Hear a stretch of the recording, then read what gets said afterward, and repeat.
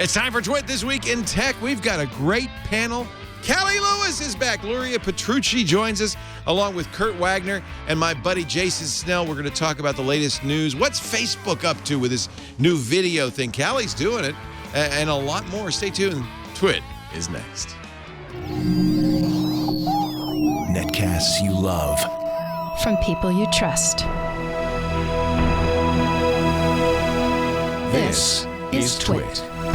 Bandwidth for This Week in Tech is provided by CacheFly at CacheFly.com. This is Twit This Week in Tech, episode 561, recorded Sunday, May 8th, 2016. There's always a Steve. This Week in Tech is brought to you by Braintree. Mobile app development can be complex, but integrating your payments no longer has to be. With Braintree, your business can accept nearly every type of payment from any device with just one integration. Learn more at braintreepayments.com/twit. And by Squarespace. Squarespace is the simplest way to create a cover page or beautiful website for your portfolio, blog, business, or online store. Enter the offer code TWIT and get 10% off. And by GoToMeeting. Be a meeting MVP. GoToMeeting is the online meeting tool that lets you easily collaborate and present from anywhere with one click, so you always put on your best performance. Step up your meeting game and start your free 30-day trial at GoToMeeting.com. And by Stamps.com. Here's an easy way for you to save time for your business. Avoid trips to the post office and use Stamps.com to buy postage right at your desk. To get my special offer, go to Stamps.com, click on the microphone, and enter TWIT. It's time for TWIT This Week in Tech, the show where we cover the week's tech news. Hello there. How are you? Good to see you. You're going to like this show because I have some really good people for you. We've gathered together, starting with Jason Snell, who drove up the road a piece and is joining us. Howdy. Good to see you from the Incomparable and sixcolors.com. Yes, sir. Incomparable's a podcast. Six Colors is a really good website. Thank you. Yeah. Covering, it implies Macintosh. Yeah, it's mostly, that's where I've been covering Apple for 20 years, so it's that and other stuff, too. Yeah, but there's other stuff in there, too. Also with us, great to have him from, and I think it's his first time on Twit, Recode.net. It's Kurt Wagner. Kurt, great to see you. Hey. This is my first time. And the timing is good because the newly recasted Recode website has been launched. The slash is gone, baby. Long live the slash. I think we just pushed that live, actually, like around noon Pacific today. So, we're talking hours old. You surprised us. I like it. Kara teased it out a little last week, but, we like to mix it up, keep things fresh. Did you go to Recode with Kara from the Journal? You were at the Journal, right?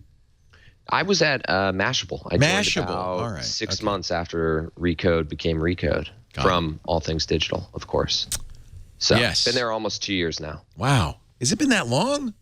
Yeah, two and a half years. It must be because it's almost a year now since Vox bought you guys. I know. That's hard to believe. We're getting ready for, we have our big code conference at the end of May, early June. And I was just thinking about that myself over the weekend, how it's hard to believe that was a whole year ago that we found out we were joining the Vox family. So it's been a good year, though. Time flies. Flies, man. I was just trying to think what we should talk about this week. There's a lot of kind of more philosophical stories. I don't know. Wait a minute. I didn't introduce somebody beautiful. I'm sorry. Luria Petrucci is here. Oh, my God, Luria. It's good to see you. Did he just flash me up on screen to get your attention? Yeah. I completely forgot. No, it's great to see you because you're doing a new thing. I'll just go away. No. You may remember Luria as Callie Lewis, and I'm getting that out of the way because I will probably call her Callie at some point or other, and you'll all be baffled. But Luria, of course, is wonderful. She's now up in the Pacific Northwest doing a new venture. It's looks kind of interesting. It's a beautiful studio, geeksuniversity.com. Yeah. So I do all my tech stuff at geekslife.com. You're still doing Geeks Life. And Okay. lifestyle, right? Okay. But we're also teaching businesses how to, entrepreneurs, small business owners, how to use live streaming and online video for their businesses, because I've been doing it for so long and I've learned so much over the years. And so we actually are doing 2 daily live streams on Facebook. I think we're the first people to do a daily live show on Facebook. And so we're doing the Geeks Life Daily Show there at facebook.com/geekslifenet. And then we're also doing a business show over there at /Geeks University. And so, so Geeks Life and Geeks University, we have a ton going on over here. But I love to help other people learn how to do kind of what we do for a living. I'm really intrigued by this Facebook Live thing. I think we're going to talk a lot about video today. Facebook launched, and again, I don't know if this is only on my app, so you guys can confirm this. My app has changed a lot. This is the Facebook app, and you'll like this, Luria. Now, in addition to news feed and people, there's a new video button that if I touch that, it shows video. Facebook is all in. Wow, look at that. You're right there. I was doing one earlier this morning. How about that? Facebook is all in on video to the point where they're surfacing it as an equal to the news feed. Yeah, well, Mark Zuckerberg came out recently and said, at the F8 conference, he was talking about how important live video is to them. And they're freaking killing it in the live streaming space. Leo, you've been doing live streaming for years. You do it kind of on a more I'm going to buy a full-page ad in the New York Times that says, "Welcome, Facebook." Seriously. But with mobile live streaming, they're really doing a whole lot in that space. And so we wanted to make sure that we were kind of in that and killing it in that space as well. So we figured out how to use live stream HD 550 Studio Box. So that's my question, because I know how to do this because, it has a go live button right here, and I can just go live from my phone. And that's actually interesting because that's also been around in this, but it was a little harder to find.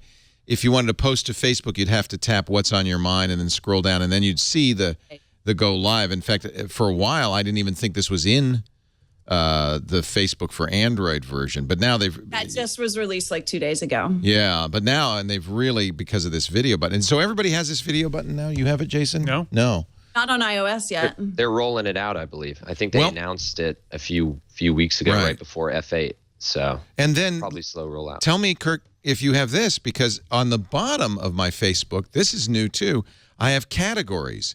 So I have news feed, but I also have world and U.S. news, funny.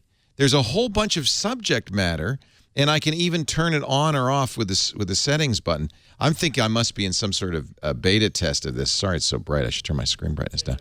I think you're getting this not necessarily something that's totally new. I know that people have written about that a few months ago, but at the same time, I don't have that. Yeah, a lot of people I've seen have not had it, so I do think you're one of the lucky few. They somehow picked you. I don't know if I feel so lucky. Test all of these things. It's interesting though, because what it really tells me, both this scroll bar at the bottom and the new video category at the top, is that Facebook wants to be a media company, not a social network.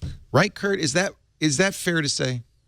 I think that they want to do a lot of stuff. And if you were at F8, you could see that ultimately the one thing I will give Facebook is that they really stay true to that mission, which is about connecting people. And it sounds a little corny, it sounds a little cliche, but everything that they do, right? The fact that they're trying to set up Wi-Fi enabled cities, they're going to test something in San Jose, California around that. The fact that they have internet beaming drones, it's all about getting people onto the internet and therefore, connecting them with the different apps that they have. I think the way that they keep you coming back is through the media and entertainment part of it, right? Because I'm only going to log on to Facebook if I'm exchanging a message or if I have a comment on something that I posted.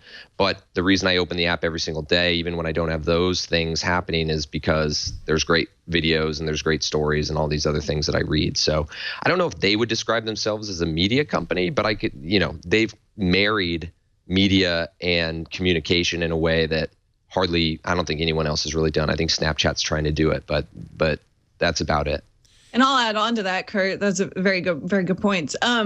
But because of their ad platform and how prominent that is and how much money they make off of it, that's a big deal for them. They have to keep that attention coming back over and over and over in order to make sure that people continue to have effectiveness with those ads. And of course, they're putting so much effort into people who use that. Like, you almost can't necessarily be effective if you don't use it, which is kind of a negative. Right. But if you have high engagement, you can kind of get over that. So, I saw somebody in the chat room, I'm sorry I missed your name a minute ago, who said, they're focusing on celebrities. And they always start with celebrities. Then they always kind of roll it out to the masses. Facebook Live is for everybody now. It's not just for less celebrities. Well, they're paying. They're paying those. But they are paying some people. They're paying celebrities, and they're paying some media partners too. So, that's something that, as far as I know, Twitter and Periscope have never been willing to do. And I think, you're gonna assume certain things. Okay, Facebook's now paying for this. Eventually, they're gonna want to pull that back and figure out another way, because you can't afford to pay people for content forever. But at the same time, I mean, look at you look at all the people who are broadcasting on Facebook Live in the last 3 months. I mean, it wasn't even a thing. Basically, we didn't even talk about this at the turn of the year, January 1st. Now every single publisher and every single media property around is going live on a regular basis. So it's working. The problem is, like, okay, now can they transition from, hey, we've been paying you all along, to we want you to do this, because you want to do it, not because we're giving you money. And so they're going to have to figure out a way to monetize it in a way that that's keeps that incentive high. Facebook's not paying you, Callie, right? This is a platform for you.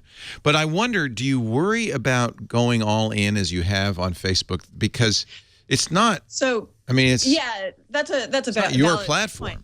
Right, exactly. You never want to go all in on somebody else's platform. Well, it's just risky. It is risky. I mean, you can if you have a strategy behind you to get people on to your own platform, right? So, and that's the way we use it. So you're using it as a way to promote what you're doing elsewhere.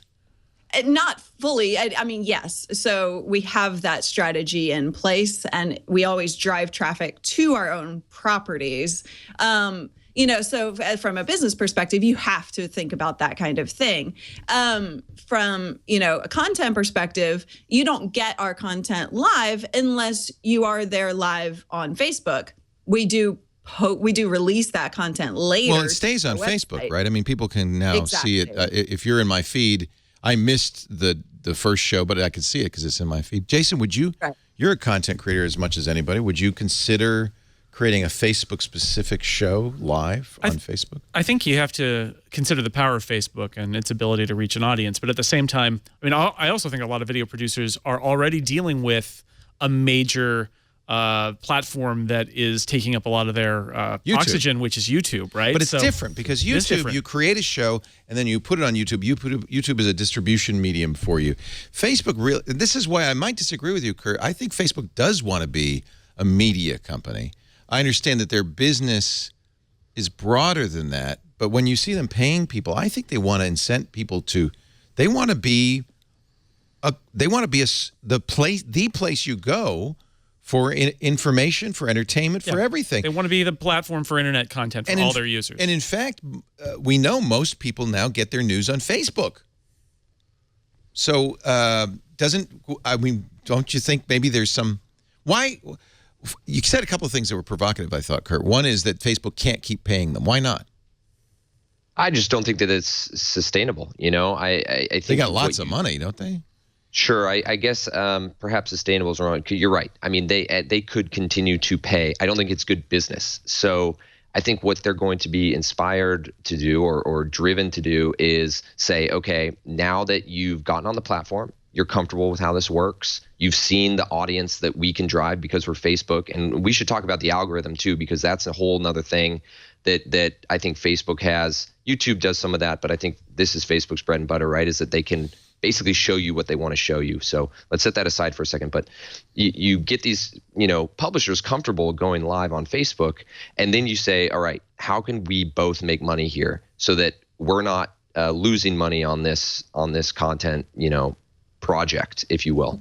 And They've so already said that they're going to start paying producers for that content, but it's not rolled out yet. Well, that's what they're doing now. But I think but revenue split for all users as opposed to just paying celebrities. You know what I mean? But revenue split's different. So we're going to put, that's what YouTube does, right? We're going to put ads on it and you get some of that money and we'll get the rest of it. And I think that's what Facebook will ultimately. That's what they want to do too. End up doing. Yeah. They haven't. That's okay. So that might be the distinction between a media company and a social media company, because if you're CBS, you pay people to make content to put on CBS that you could put ads around. And you couldn't, CBS can't go to Louis C.K. and say, hey, we'll do a rev share with you. We'll put some ads on there and we'll give you 5%. That's not how it works. Is that, is it a media company if you do that? Is YouTube a media company? I don't know. Yeah, we may be splitting hairs a little bit, or at least, identifying how, confusing this whole thing is. But I think the slight or subtle difference that I think about is like, traditionally, Facebook has preached that it's a platform, right? It is not the one creating any of this. Yes, it may be at this point even paying CNN, but it is not coming out and saying we're going to, create a new show. They don't want to be Netflix. They don't want to create originals. I think they want to host as much great content as they can because that's where they can sell advertising. But I don't think that they want to be seen as even though we all, again, the algorithm, they choose what we see. They don't want us to think that they choose what they, we see. They want us to think that everything in our newsfeed is there because it's tailored towards us. And there's an almighty algorithm that picks this for us. But like Facebook is in control of all that. And it's very easy to forget that they have essentially a say in what succeeds and what fails on Facebook. And right now they want live video to succeed. And that's why it's doing so well. Yeah, I mean, I go to Facebook, and it's Mother's Day, right? So the bulk of my feed is moms, people with their moms, pictures. So it's very much still that social network. It's an interesting idea, though. Does Facebook see that as not compelling? And I mean, they had a drop in shareability. Well, that's right. People aren't sharing last year. Yeah, that's right. So they saw a tremendous drop in how many people are sharing content and sharing photos and stuff. And so they're putting as far as I can tell, they're putting so much more effort into the kind of the 3D stuff and live video, and they've said as much as well. So this is a response to people not sharing. Exactly.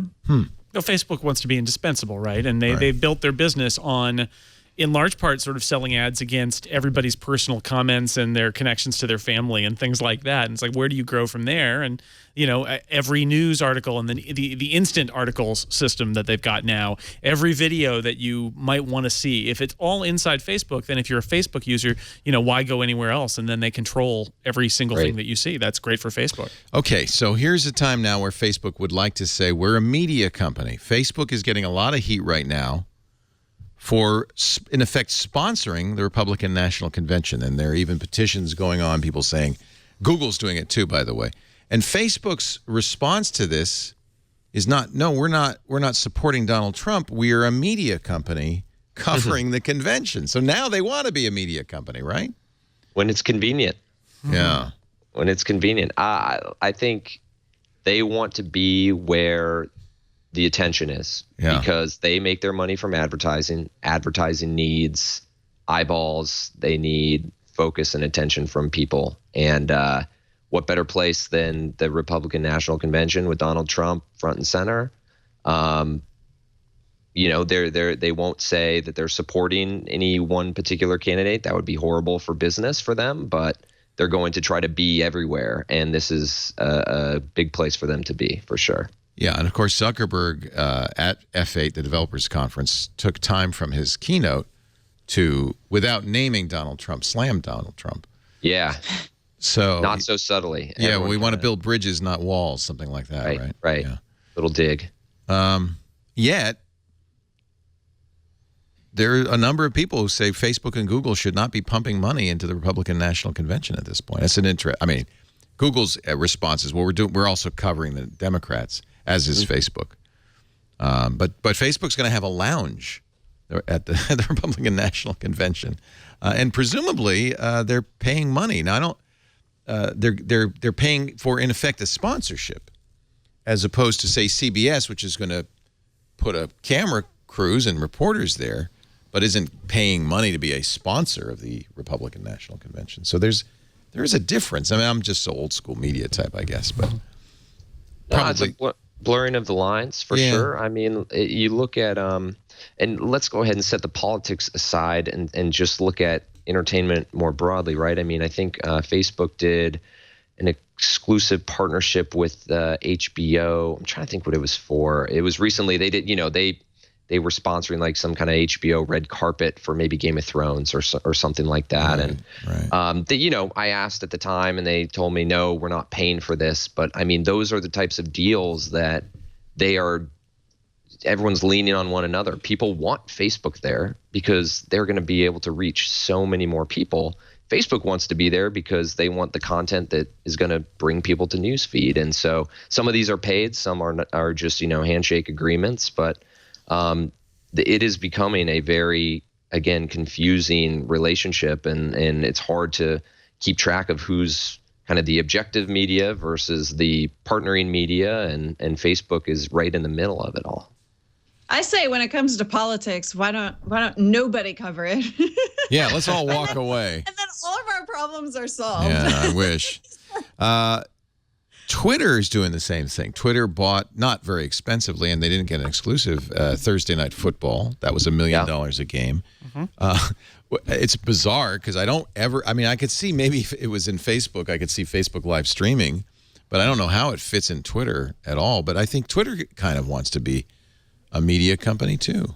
Oh yeah. Well, I mean, they're already putting, their periscopes into the feed itself. You can, see GIFs inside the feed. You're going to be able to watch that stuff inside a feed, embedded in your stream. Right. I mean, that's where they're going with that, I'm sure. I think they need to build Periscope directly into the main app. Oh yeah, it's not integrated enough at all.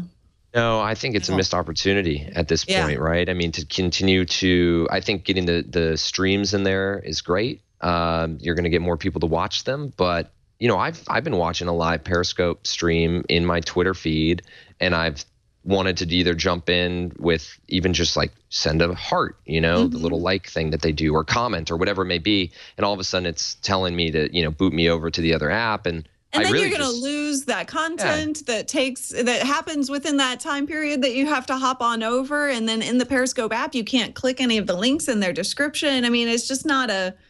Yeah, it needs to be fully integrated in my opinion. And I think they'll do that, right? I mean, I can't imagine they go hand in hand so well. Twitter's focus on like live being there, the first ones, live events, and Periscope literally being live. So I think it's just a matter of time. But I think that for now is my biggest beef with the live video stuff they're doing. It does seem odd that you don't see Periscope in the moments section at least, right? I mean, that's something. CNN would run these periscopes if they had them. I don't know why I think they're having for some reason they're having a hard time integrating all of that stuff because it was a company that they bought. It wasn't something they built from the ground up. But even the fact that you can have two different usernames between Twitter and Periscope. I'm still stuck with Callie Lewis, even though they just announced the fact that they have the ability to change your username now. But you can wind up with two usernames, which is stupid because it's the same freaking company. And they own Vine too, right? Yes. Right. There's another lost opportunity. Twitter seems to be full of lost opportunities. Is Facebook video a threat to Periscope? Oh yeah. Because the live stuff? Oh yeah, absolutely. It's a little more heavyweight, but you can. I mean, if you're sitting there with an iPhone or an Android device, you can start streaming live just as you would in Periscope from any event. I don't know if people are doing that. It's so funny because you could do everything you do in Snapchat probably in Facebook, but people don't do it. They Snapchat. What? It's funny. I think there is some sort of thing going on where you go, oh no, this is appropriate for this tool and this is appropriate for this tool. I think what you're finding is that people will really just choose one of them, and that's all you really need anyway. But the two of them together, you're already seeing them push each other. Like Periscope just announced the fact that they are archiving their scopes. If you use the hashtag save within the description of when you go live, that was pushed partly by Facebook and partly by the fact that Catch, which was a third-party archiving service, went away because they lost funding. So but you're seeing them kind of go back and forth between feature sets trying to compete with each other, which is great for the world of live video, because that means we're going to have awesome capabilities with live video, right? Do you think it'll ever happen that people will tune in a show on Facebook, like go to Facebook to watch something? That's what we're doing with Live Daily. That's what they're doing now. That's right. That's Facebook Live. I'm not we've sold. got full on production. Sorry, Kurt, I didn't mean to finish that. Like, we've got full on, just production like you do here on Twit. I think you're one of the few people doing that, actually. Well, but we wanted to be first. So I think that's really interesting. Yeah. Sorry, Kurt, go ahead. No, that's okay. I'm not fully sold that this is even. I'm not sold that live video is going to be a major thing in a year from now. And my concern around it is that I don't know if regular people, aka not brands, not media organizations, not people of influence, I don't think regular people have a lot of incentive to go live. And I also think that it's often boring to watch regular people go live. It's boring to watch Ricky Gervais go live. Yeah. And I think this whole hype around live video is just that. It's a hype, right? Like, at first it was cool. It's like, oh, whoa, I can tune in. Right. And I can't believe it's like we're Skyping, but we're not Skyping. And, this is totally different.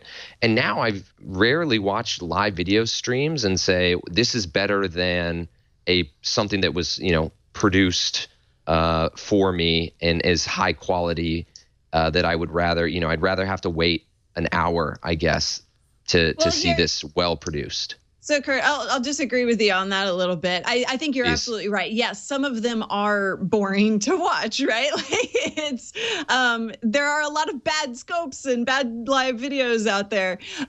But the live streaming is so addictive for both the broadcaster and the viewer, because there's that immediacy, there's that reaction to reaction of that there's no time delay, right? So it's completely addicting on both sides of the wall. And then the fact that everybody and their mother is live streaming right now, and a year from now, maybe people are going to be used to it and they won't do it as much. But like any technology, everybody jumps on board, like really, hardcore at the beginning. Everybody uses it to see what it does.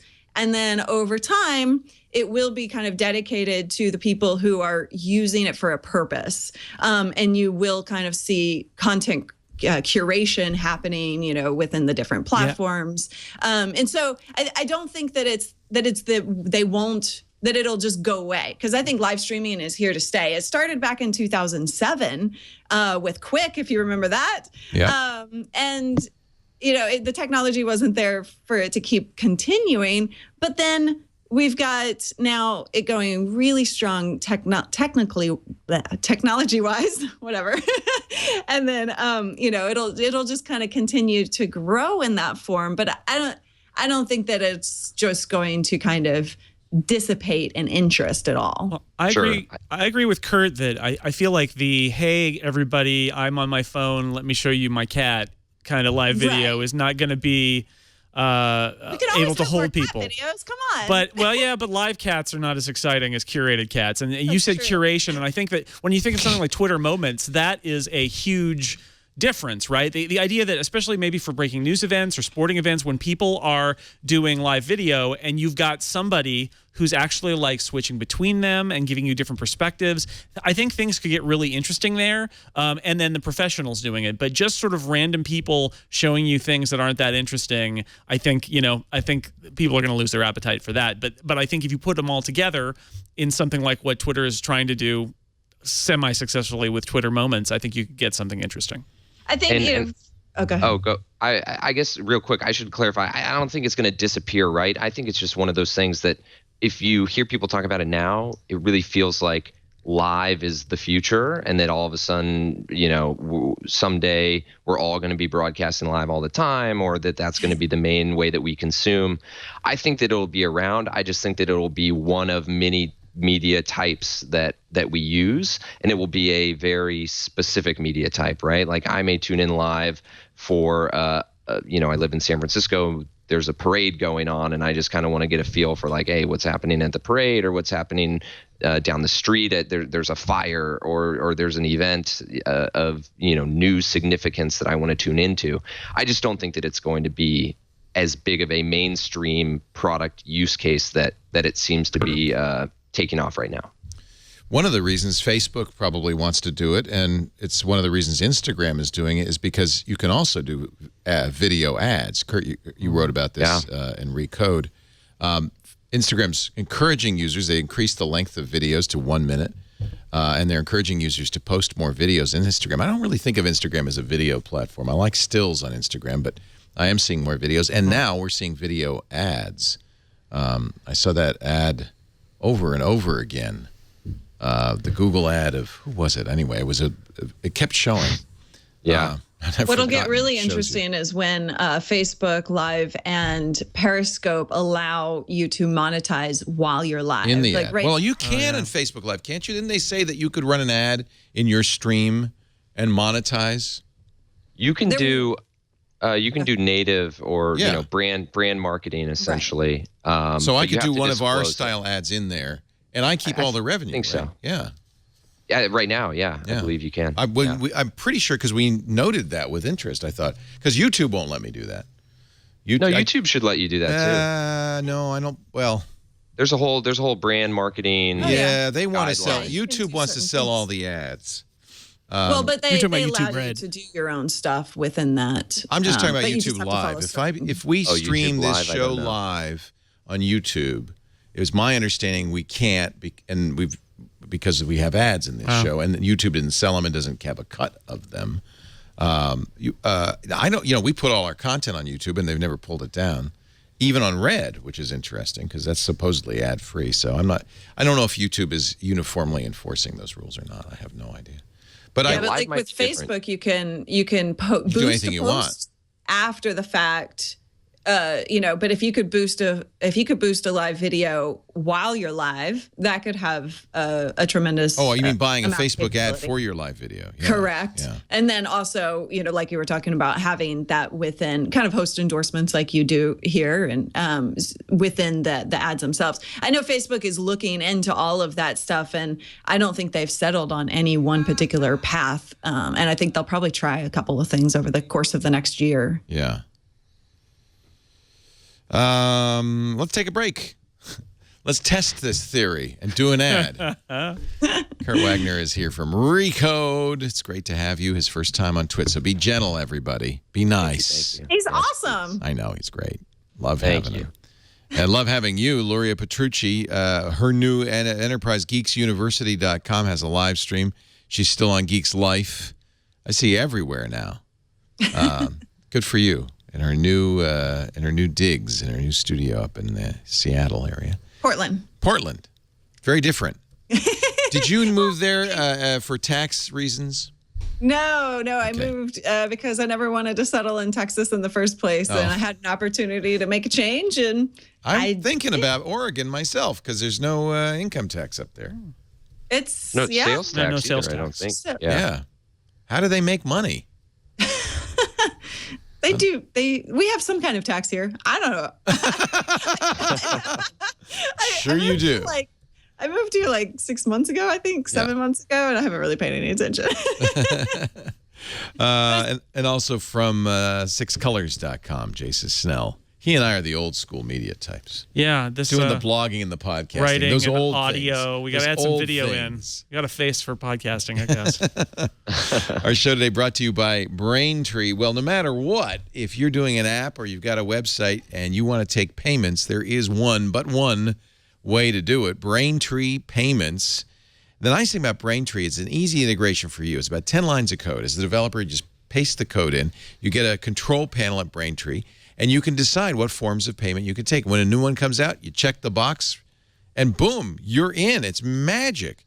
You can take everything from pounds to PayPal, from pesos to credit cards, all the currencies, Bitcoin, Apple Pay, Android Pay, everything, Venmo. It's a full-stack payment platform. It's easily adapted to whatever's new, makes your users happy. And by the way, your users are familiar with it because they use it all the time on Uber, on Lyft, Airbnb, hotels tonight. Even GitHub uses Braintree. So why aren't you using Braintree? Easy, secure payments. Code for you is simple. Works with Android, iOS, and JavaScript in .NET, Node.js, Java, Perl, PHP, Python, and Ruby. The code is elegant. The documentation is clear. And it's a win for everybody. Fast payouts, and your customers will appreciate the security. Ever use those buyable pins on, through Pinterest? That's Braintree. You use Braintree probably every day because they're everywhere. BraintreePayments.com/twit. Try them today. Your first $50,000 in payments fee-free when you go to BrainTreePayments.com/twit. I'm just watching Periscope streams, and you're right, it's really boring. They have a teleport button where you just get a random stream, and but it feels like there's something. There's so much potential. Everybody was so excited about this, and Meerkat, Meerkat's gone. They've pivoted. I'm looking at a fence. Oh wow, it looks like a tornado or a storm's coming. Live fence though. It's a live fence. Live fence. That fence is happening right now. Yeah. Don't muck the puddle. You are looking live at a fence. How about that? Does it feel better now? It feels like network television, actually. Yeah. I'm standing out here in a field for no apparent reason. Again, nothing happening right now. Nothing happening. There was a tornado here some time ago. Fence is still standing. And there will be one again soon. And there will be another one any moment. You know what I will always tune in to watch live? SpaceX sticking the landing. Oh, man, that's 2 in a row. And it looks like Look at that. These are the course the rockets that put the satellite in orbit or went to the ISS resupply. And this is this the launch or the landing? That's the landing. That looks like a launch in reverse. That's it exactly. They landed on that drone ship, and that was a tough one. They gave it like a 50-50 chance of making it. It's very impressive. It's got 3 engines and boosting something to orbit and then having to slow down and return back to that ship. They have young amazing.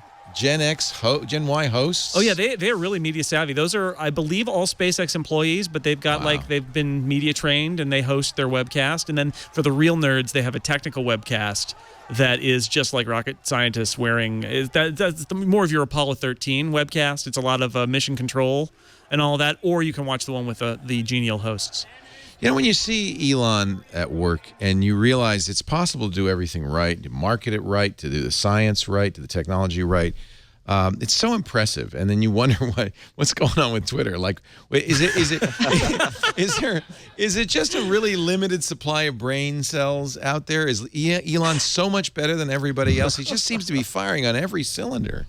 Leo, you know this better than anybody. It's all media and how you control the mistakes that don't get seen. Well, he knows that though. Really, he really knows about. But it's more than that. I mean, he's technically brilliant. What they're doing at Tesla and SpaceX and Solar City is technically brilliant. It's marketed perfectly.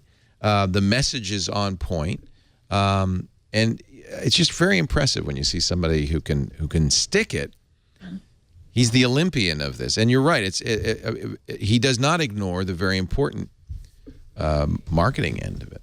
Just getting the video out there. Be one thing to say, oh yeah, SpaceX landed another rocket at sea. Another thing to see that video. Well, NASA even I hope they're paying attention to how, because NASA's tried some things with social media outreach. I've done a couple of NASA socials, but the live stream production for SpaceX, I've been really impressed by. Like they are putting on the whole production in a way that I think NASA relied on the networks to do that back when the networks covered them. Walter Cronkite did it. But NASA's video feeds now are really dry. They definitely feel like video feeds from a large government bureaucracy. And then you see SpaceX and you're like, oh yeah, they get it. They get like modern internet video and why you want to be entertaining while you're showing off your launch of this. Because rocket launches are fun for the moments when the rocket is launching, but SpaceX goes all out in terms of explaining what's going to happen and piping in the applause from the audience that they've invited to show live. I mean, it's showmanship on there too. Yeah. You know who else gets it? Donald Trump gets it. I think if you're going to get elected president going forward, you better get it, right? You better get how to use the media to your great effect. Trump didn't have to buy many ads or any ads. Yeah. Elon Musk calls. He wants an apology for comparing him to Donald Trump. Yeah, seriously. Bad news. That's the key, isn't it? If you're going to succeed in the future, you need to know how to pull all of these strings. And in politics, too. The live stream of the deep sea, the deepest point in the ocean from the submersible? No, that's cool. Yeah. So they went down in a submersible to the what's that deepest? The Marianas Trench. Yes. And they live streamed the entire thing, going down and seeing all of these crazy looking animals down there. Things that you would never see kind of up towards the surface. So I thought that was pretty interesting as well. It could be Sheena Ebus. It could be hawks in their nests. It could be the Marianas Trench. This is the Okeanos Explorer 2016. And it's not gripping. It kind of was in the moment. Like we watched it around here, and I mean, you definitely kind of have to be a certain kind of geek. It's like NASA TV though. It's space exploration, right? And they had good hosts too. I mean, there were certain moments where it was like, wait, what is going on over there? What is that? Right. That is kind of neat. Be a remarkable find. Cool. Coral species that occurs here as well as in the Hawaiian Islands, which is halfway across the Pacific. They're really doing this like NASA, though. It's really interesting. I mean, why not? It's the same kind of thing. Yeah. Yeah. I mean, I just don't know if I'd tune in, guys. I'm sorry. Well, I knew, you know what? Okay, I'll admit it. I knew about it. Didn't tune in. Yeah. I mean, I like the idea a lot. When you were describing it, I was actually like, oh, that's a perfect use case of live video. And then now that we're actually watching the footage, I'm a little disappointed. It's soothing, Kurt. It's very soothing. It's very soothing. It is soothing. That's right. Make some tea. You guys ever watch what is it, Planet Earth or Blue? Love that. Oh, yeah. BBC Planet Earth. Like, it's really. I'd be willing to wait for them to compile this into Planet Earth. Sure. You know, it's sad. They made Planet Earth in 1080p. At the time, that was like, this is as good as it needs to be. Yeah. And now they have to reshoot. They're reshooting it all. They've cost a huge amount of money to make in the first place. They're reshooting it all in 4K. And you know what? Really? By the time they finish that, it'll be 8K. Yep. Yeah, they'll have to do it again. I think live also, but Kurt makes a good point. Live is also a niche audience for something that then you dress up and reach a broader audience with, and that's fine. That's one of the great things about having internet video is you can have a live stream that appeals to 5,000 people, and then an edited version that appeals to 50,000 people, and then maybe there's a TV special that goes to 500,000 people, and that's all good. Totally. I think live has it's going to have its audience and it's going to have its uses. I just, again, to repeat, I just don't think it's going to be the thing that we all do. Wow. Well, I mean, I think it has to play a part in, if you're any kind of media, company or doing any kind of, if you're doing YouTube videos, you should be doing live. You should be integrating that into what you do. You're never going to reach a massive audience without rebroadcasting that, just like you were saying, but it's because of the I mean, Leo, you've been doing live, and I know. Everybody in the chat room. I feel like such a slacker, though, compared to all of these people. I feel like I'm just lazy. I should really be doing a better job of, I don't know, something. I saw somebody say earlier they want to see you on Periscope. So yeah, they've seen me on Periscope. Yeah. It was embarrassing. But how long? I mean, I think it's I've used Facebook Live too. I like Facebook Live, but the kind of stuff we do is really a little more like this Marianas Trench than it is. It's very relaxing. You can clip that up and put some really good like upbeat music to it and put that on. Oh, we do that. It's called a promo.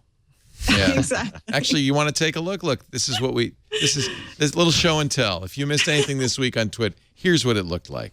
Much more interesting than it actually was, by the way, but go ahead and watch the Previously promo. on Twit. Alex can do the Wookiee.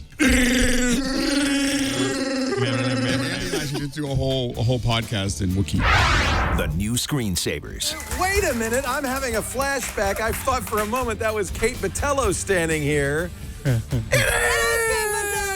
Oh my God, that's a long time ago. Oh, I know, look. And we were so blurry back then. Tech news today. Google has been feeding some interesting text to an AI engine to make it smarter. Now it's moved on to a project where it's fed over 2,800 romance novels to its AI engine to make it a more conversational. Yeah, that image. Well, you did put it at the top of the article. This Week in Law. Mark has written perhaps the best legal brief ever, much of it in Klingon. The fun thing is, it does shape the way you have to think about things. How the heck do you say intellectual property law in Klingon when there is no word for intellectual? Twit. Twit with your head, not over it. We also have This Week in Law translated into Klingon. Kastavis chut ok. This week I love it. Oh my God, I have to get on that program. It looks so awesome. Oh, it's a great show. It's all about law in Klingon. We have a great week coming up. Jason Howell has the week ahead. Thanks a lot, Leo. Here's a look at a few things we're going to be keeping an eye on in the week ahead. Oracle and Google are actually set to return to court on Monday, May 9th, in a retrial of Oracle's copyright suit charging Google use Java in Android without a license. We can expect to see Larry Ellison and Eric Schmidt to take the stand once again.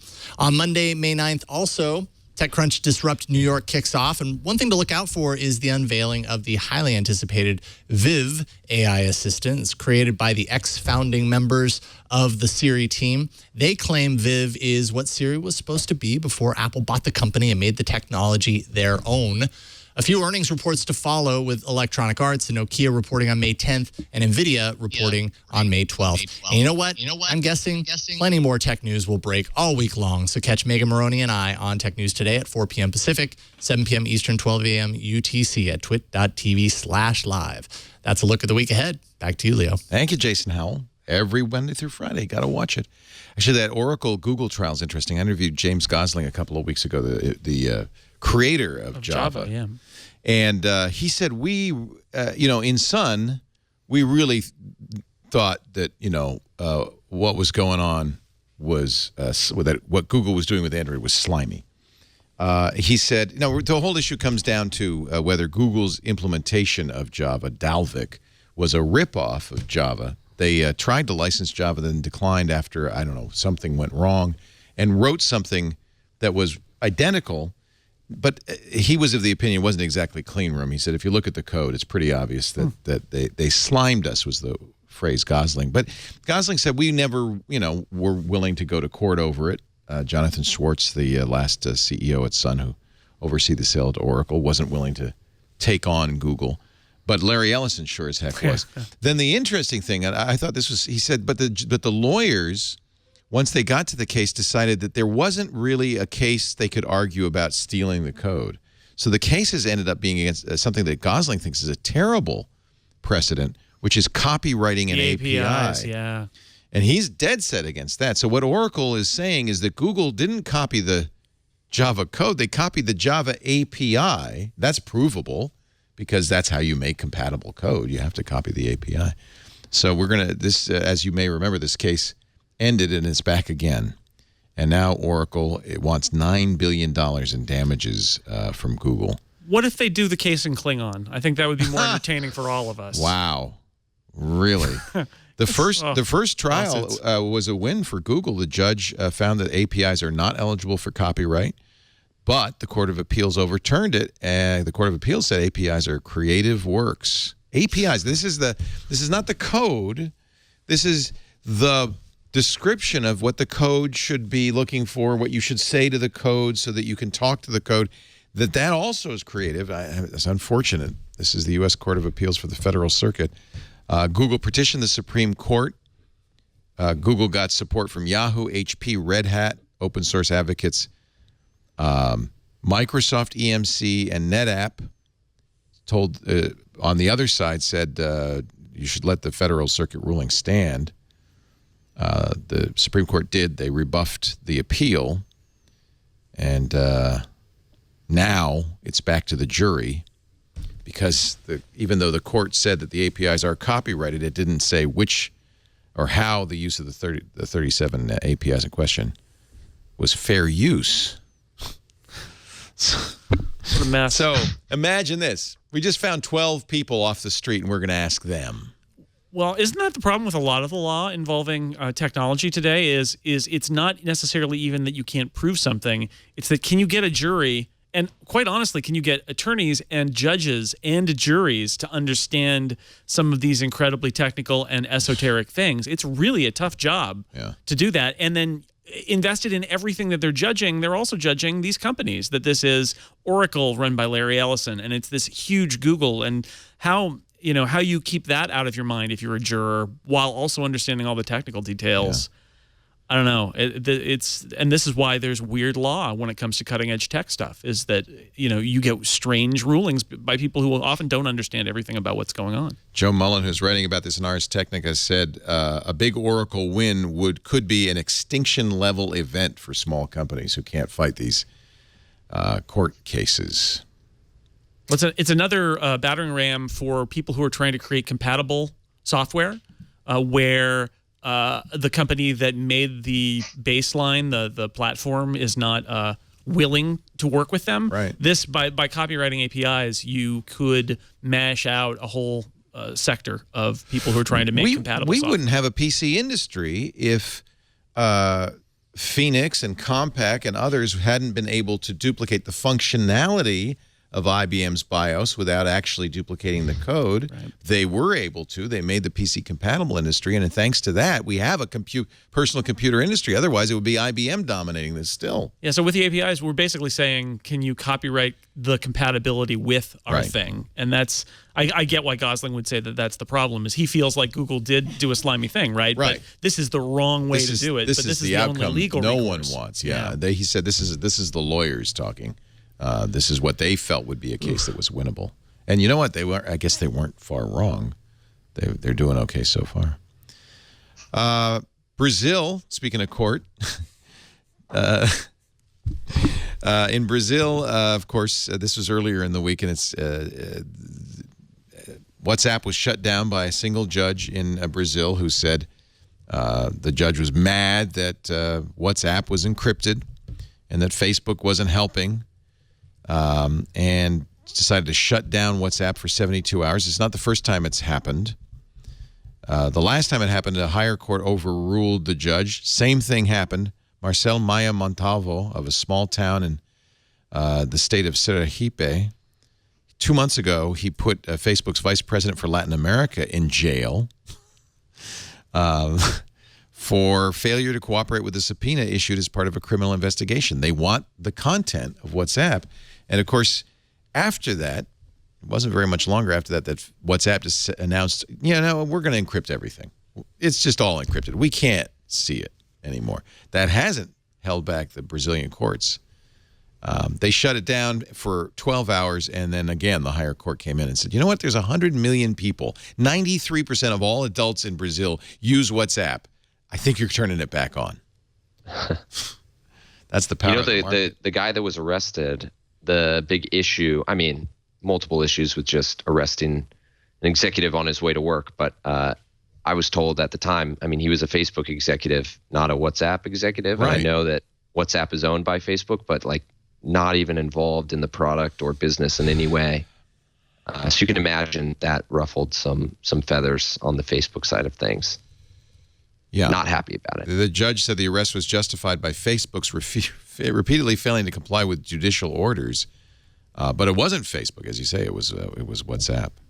Yeah. It's owned, of course, right? And I think I think these issues are certainly concerning for Facebook as they move. I mean, they spent a lot of money on WhatsApp, right? $19 billion, I believe. But it's not going to just be Facebook or WhatsApp. That's the good news. If they're going to court, they're going to court with a lot of other companies and people. Totally. Yeah, it's the trend towards total privacy, total encryption. And you're right. As shortly before this incident, but after the last one, was when they formally announced they had rolled out end-to-end encryption for all of their WhatsApp users. But I mean, they've been close to that for some time now. So most of especially now, all the messages you're sending on WhatsApp, they exist on your phone and the person's phone you sent them to. And that is really angering these governments that want more control, and they want to be able to see what people are talking about. It angers me that the governments are having a problem with the fact that I want to say what I want to say and nobody else should be able to read it. I mean, come on. It's happening here in the U.S., but that's the point. It's happening all over the world. It's happening to everybody. In fact, this Feinstein-Burr bill, which, of course, is the Senate attempt to it's very sneaky because it doesn't say ban encryption. It doesn't say even provide a backdoor. It just says any company served with a judicial order, a legitimate judicial order, must provide the information the court order is asking for. But, of course, the implication is, as geeks, as we understand it, is, well, that means you either have to have a backdoor or you can't have encryption because WhatsApp can't provide that information, and they would be liable under Feinstein-Burr. And now Julian Sanchez, writing for the Cato Institute, says that would actually ban your browser because your browser has SSL built into it, and you can't go to Google and say, hey, what was Jason Snell looking at last night? Because it's an SSL site. What's his banking information? You can't.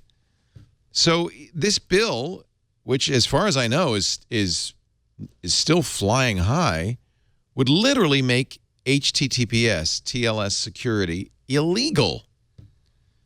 Because no company could then provide that information to a court order. We're in a very risky spot right now, I feel like, you know. I mean, I'm sure you guys have talked about it quite a bit over the course of the last I like few months, bringing it up again and again and again. Because it's not going away. And it's partly our fault as consumers and as geeks, right? Like, because we get so excited by all these new technologies that can do this and can do that, and we can, you know, do cool new things, and we give away our privacy without even thinking about it in favor of a cool new technology, you know. And I mean, I do it too, but it's something that I think starts with us as consumers and geeks. Yes, but are you going to want to stand up and say, and by the way, law enforcement shouldn't have any tools to fight crime, to fight terrorism? Should they be unable to wiretap? Should they be should there be communication? Well, if you really look at it, I mean, what they're using all these tools for is not what they claim, you know. I mean, so that's a whole other discussion. Like, yeah, but I mean, it's not being used really to protect us like they want us to think it is. So, you know, I mean, it is a complicated subject for sure. Yeah. I'm curious what you guys think. Whose responsibility is it, right? I mean, does Facebook or WhatsApp in this case have a responsibility for how their platform is used, or who else? Right. Who else? Who else is responsible? I don't know. Isn't it provocative for WhatsApp to just put encryption in all of a sudden and say, neener, neener, neener? I mean, so. Well, I'm sure they're not saying neener, neener, neener. Yeah. But they might be thinking fantastic if they actually were.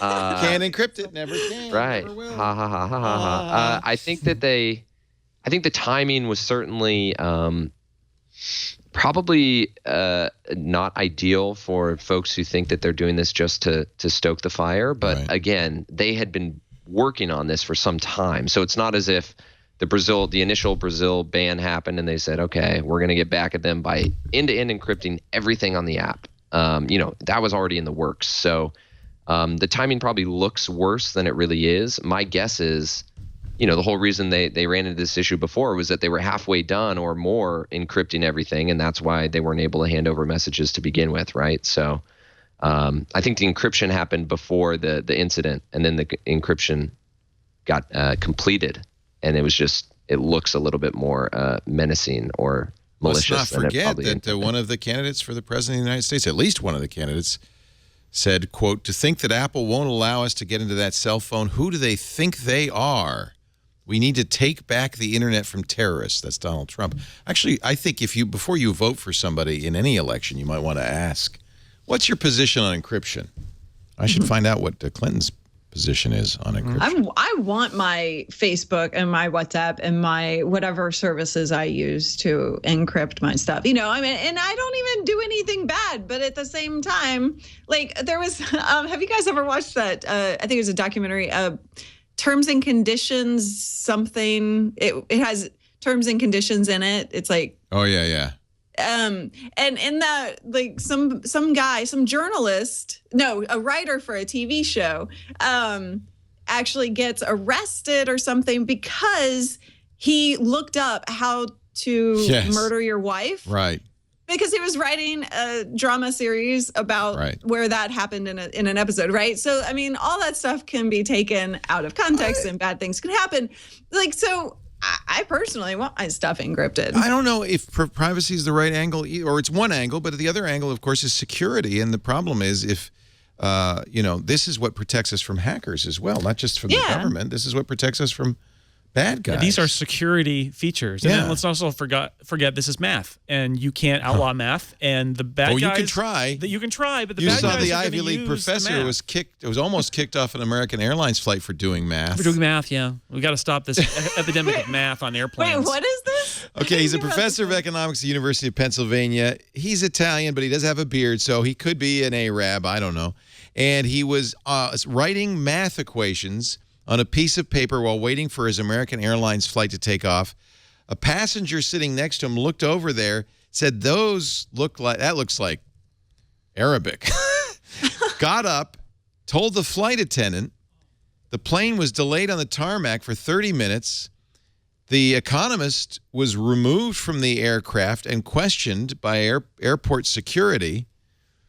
And the woman who turned him in never got back on the plane. He was allowed to get back on the plane. The plane did take off. It sounds like the airline people were pretty embarrassed about this because they realized that he was a professor and it was math, and that she had faked. They could see it. I think the report I read said she faked being sick because she was worried about him, and she apparently just walked away. Yeah. After reviewing the situation, a spokesman for American Airlines said the captain determined the flight should continue. We apologize to our customers. They never did find the woman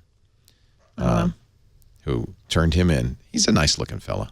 He's Italian. Yeah. That's practically a terrorist. Yes, well. I think, I don't know if curly hair and olive skin. Curly hair, and doing olive math. skin. Watch He's out. got a beard doing math. I'm you know where half math Italian. comes from. Hang on, I'm half Italian. This Okay. is not I am too. I'm a quarter of Italian.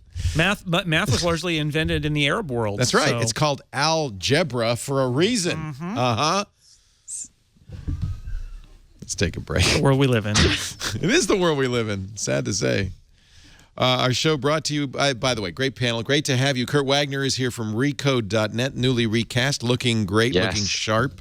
Thank you. Nice go look at Recode.net. It's you've shown a few of our stories on the broadcast so far, and I'm still getting used to it. You show it, and I'm like, hey, that looks pretty sharp. That's my story, but I know it doesn't look like what I thought it used to look like. Doesn't look like what I saw before. No, Recode is absolutely a go-to every single day for me. I read it religiously. As I do 6colors.com. Jason Snell's wonderful Mac-focused. I don't want to call it a blog. That sounds demeaning. It's my website. Yeah. It's an independent site. It's an independent publication. Yeah, sure. On the internet. Sounds good.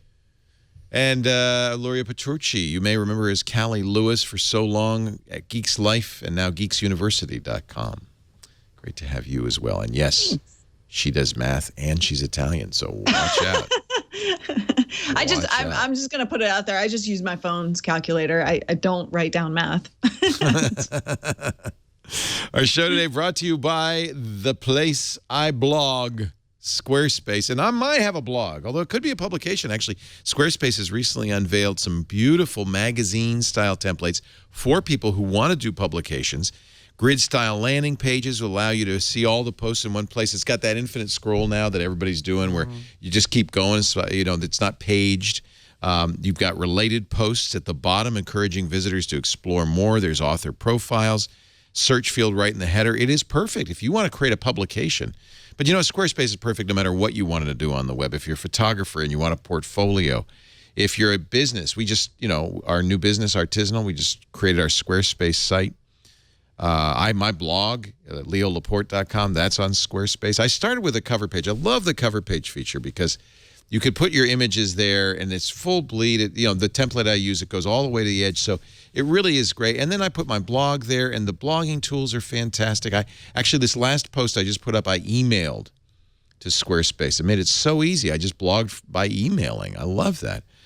Squarespace is also great if you want to sell.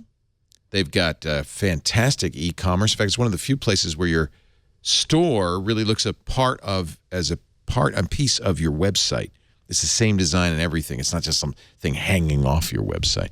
Now, members who have built or contribute to 3 or more active Squarespace websites have access to something new. It's called Squarespace Circle. Circle membership includes advanced guides, optimized support, 6-month trial periods for new projects. Wow, 6 months. And a lot more. They want to really thank the people who use Squarespace a lot. And you'll also appreciate that they're now a domain registrar. If you are wanting to make a website, some of these domain registrars, they put the holding page, and it's the worst. It's embarrassing.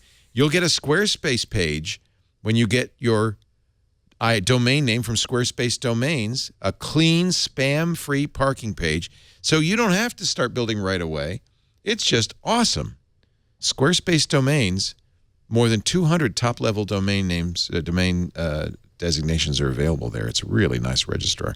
And it looks as good as Squarespace does. Squarespace is the best. For hosting, for software, now for domain registration, squarespace.com. Make sure you use the offer code TWIT to get 10% off and show your support for This Week in Tech. We're all in on the Squarespace. All right, Callie, you're from Texas, or were. Luria. Luria. Callie, Luria. It's okay. Callie's from Texas. Luria's from Portland. I understand. Right. Yeah, and they're both from Italy. Go figure that. Oh, Uber and Lyft this is so confusing to me, supported Proposition 1, put $8 million into campaigning it. Proposition 1 lost by a wide margin. Proposition 1 was to eliminate regulations the city wanted to impose on Uber and Lyft, fingerprint registration, things like that. I think regulations that aren't a bad idea. 10,000 drivers are going to lose their job now because they lost, and Uber and Lyft said, bye-bye, Austin. Wow. Bye-bye, Austin. You don't want us. They have vowed to stop operating in Austin on Monday morning, and Uber says that'll put about 10,000 drivers for both companies out of work. They didn't get their way on Proposition 1. And Uber was using all those cool, they were doing the pedal stuff as well, I believe. In Austin. That's right. Remember that? That's right. I took a pedicab at South by, an Uber pedicab. I don't know if that's was that just for South by or? I think they were doing it long term for just not just South by. Maybe I'm wrong, but I guess this leaves it open for a new company to come into town. I mean, Austin's not a bad place to kind of start to chink away at Uber and Lyft if they're going to leave. Kind of wonder why they're against civic regulation. Were they onerous regulations? Were they impossible for Uber to live up to that the city wanted to? I mean, I understand it's complicated because a lot of times a city will have incumbent cab companies that lobby hard against Uber and Lyft coming in. And so maybe the Austin City Council wanted to do something that would be hard on Uber and Lyft. So I should ask for more details on this. But it does seem like Uber and Lyft came in with $8 million and said, no, you don't want that. They circulated petitions, 60,000 signatures. Can you imagine? I always am shocked when I think about the regulatory, red tape that Uber, Lyft, Airbnb, I mean, they're dealing with this stuff in every city in the world. Yeah. And I can't even imagine working on one of those legal teams at one of those companies. how you keep it straight and how you keep your energy up. I mean, they must be dealing with lawsuits and constantly. Yeah, every day. Where a lot of their money goes. So here's what happened. The Austin City Council in December passed 9-2 an ordinance aimed at regulating Uber and Lyft more like traditional taxi companies. 5 hours of debate, the council voted to require drivers for vehicle-to-hire apps like Uber and Lyft to pass fingerprint-based background checks. Uber and Lyft at the time said, we're going to leave if you do that. The ordinance started in February 1st, but it was a 12-month phase-in, so there was time, and Uber and Lyft decided we're going to see if we can get the community up in arms against this. We want to self-regulate. Sure they do.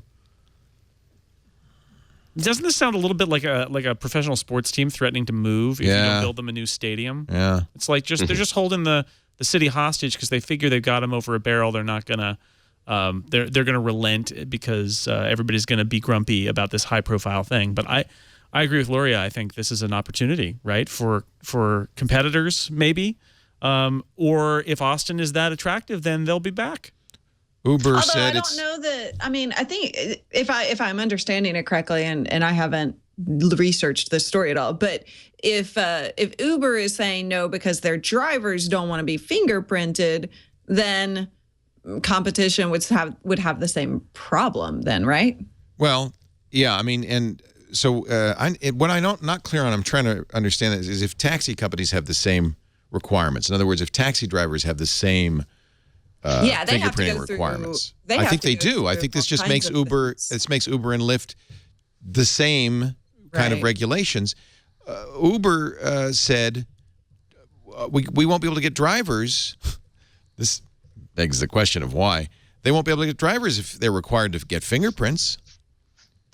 We won't be able to sign up drivers. And Lyft said we do not operate in any market that requires the drivers to be fingerprinted. I want my, the chat room is talking about Uber wanting to be different, but I want Uber to be different. I don't enjoy taxi car rides. I enjoy Uber taxi rides. drivers now are seeing this now in the chat room, and I think it's probably accurate. Somebody says in Austin, you do have to be fingerprinted and background checked to be a taxi driver. Why should Uber and Lyft be any different? I mean, where did the original law come from for taxi car drivers that they had to do that? I mean, according to Austin Police Chief Art Acevedo, a lot of sexual assaults happen in the city of Austin, which Uber has had to deal with, and that's why what is it, Chariot for women is starting to come out. Yeah, but then they're going to get sued out of existence instantly because they don't pick up men; they have female drivers and female riders, and of course that's. Some say discrimination. I think it's a great idea, frankly. I would encourage, if there were a Chariot around here, I would encourage my daughter to use it. I think most drivers are harmless. I'm not saying that that something about being a driver attracts a bad class of people. I mean, Jason and Luria, you guys mentioned competitor jumping. I mean, do you really think at this point there's going to be anyone besides Uber and Lyft getting into this space? And I realize I'm probably going into a horrible trap right now by saying no one could ever go against Uber and Lyft. But like the amount of money they've spent, the progress they've made, we've already talked about all of the legal hurdles that they're constantly going through. I just can't imagine anyone else would want to get into this. I know in New York there are many competing companies. Right. Really? Yeah. And even the taxi companies in New York now have apps, and there are multiple apps. I mean, clearly people look at Uber as a very successful unicorn and say, boy, I'd like to get some of those billions in my pocket. I could see a company coming in, especially into, well, I don't know if Austin would fly with this, but I could see a company coming into a place that Uber and Lyft are not. And if they focused on the customer service, customer safety issue, everybody is background checked. But at the same time, we're still better than taxis, and we our cars are clean. You're not going to get stinky, backseat rides. I could actually see somebody coming in and doing that. I know that a lot of people have an issue with the fact that you don't know who you're getting with Uber. I've I've never had any types of problems, and I don't really walk in fear of doing that, right? Like I'm not going to not do something just because I don't know who it is. I'm wondering if the issue is that Uber is attracting, given that these are border areas, undocumented immigrants who don't want to go through a background check because they can't, and but who would otherwise drive. Not that they're unsafe people. You couldn't get a license, though, probably. Well, that's right. They have to have a driver's license. Right. Yeah, I would imagine. Uber uses and Lyft uses third-party background checks.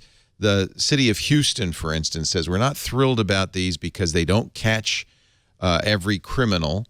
In fact, Houston has required fingerprints, and there have been at least several cases where drivers who passed a background check were then incriminated by their fingerprint because their fingerprint was in a criminal database somewhere.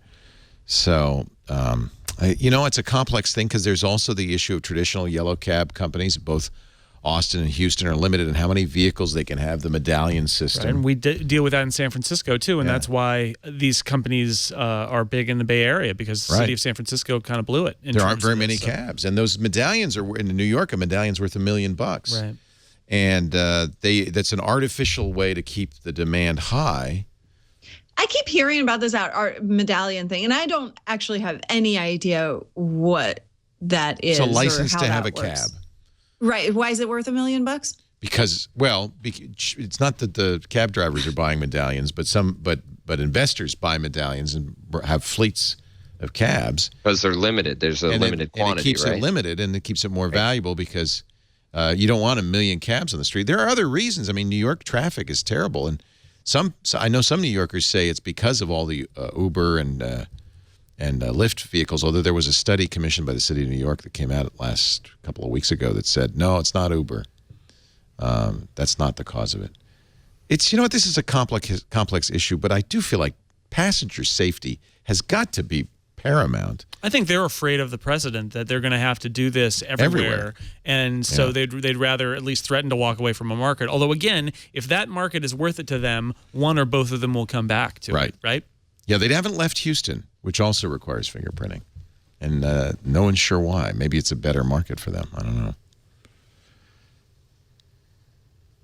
I'd be curious to know what the percentage of issues that both Lyft and Uber have had. I've heard that they have had issues, but I don't have any idea what percentage of people are complaining, or, is it a tiny, tiny, tiny percentage? Because it doesn't seem like a big issue. Do you feel afraid as a young woman? Do you feel afraid of taking I actually have been more scared in the back of a cab for my safety than I have with any Uber driver. Right. Like I have had tremendously good experiences with Uber versus cabs, and that's why I always choose that if I can. Yeah, I encourage my daughter to use Uber, actually, or Lyft. I just feel like they're. Yeah.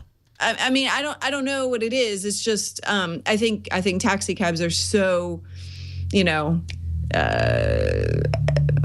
ubiquitous and have been around for so long that there's no effort put into it, right? And that, I guess Uber could become that. Uber introduced competition. This is the classic case, right, of a kind of complacent industry where the cabs are ratty and the experience wasn't great, and then you can't get them because you got to hail them, and it's just along comes a company and comes up with a better way, an app, and somehow manages to get its drivers to drive nicer cars and be cleaner, and that's competition, and they won in that regard.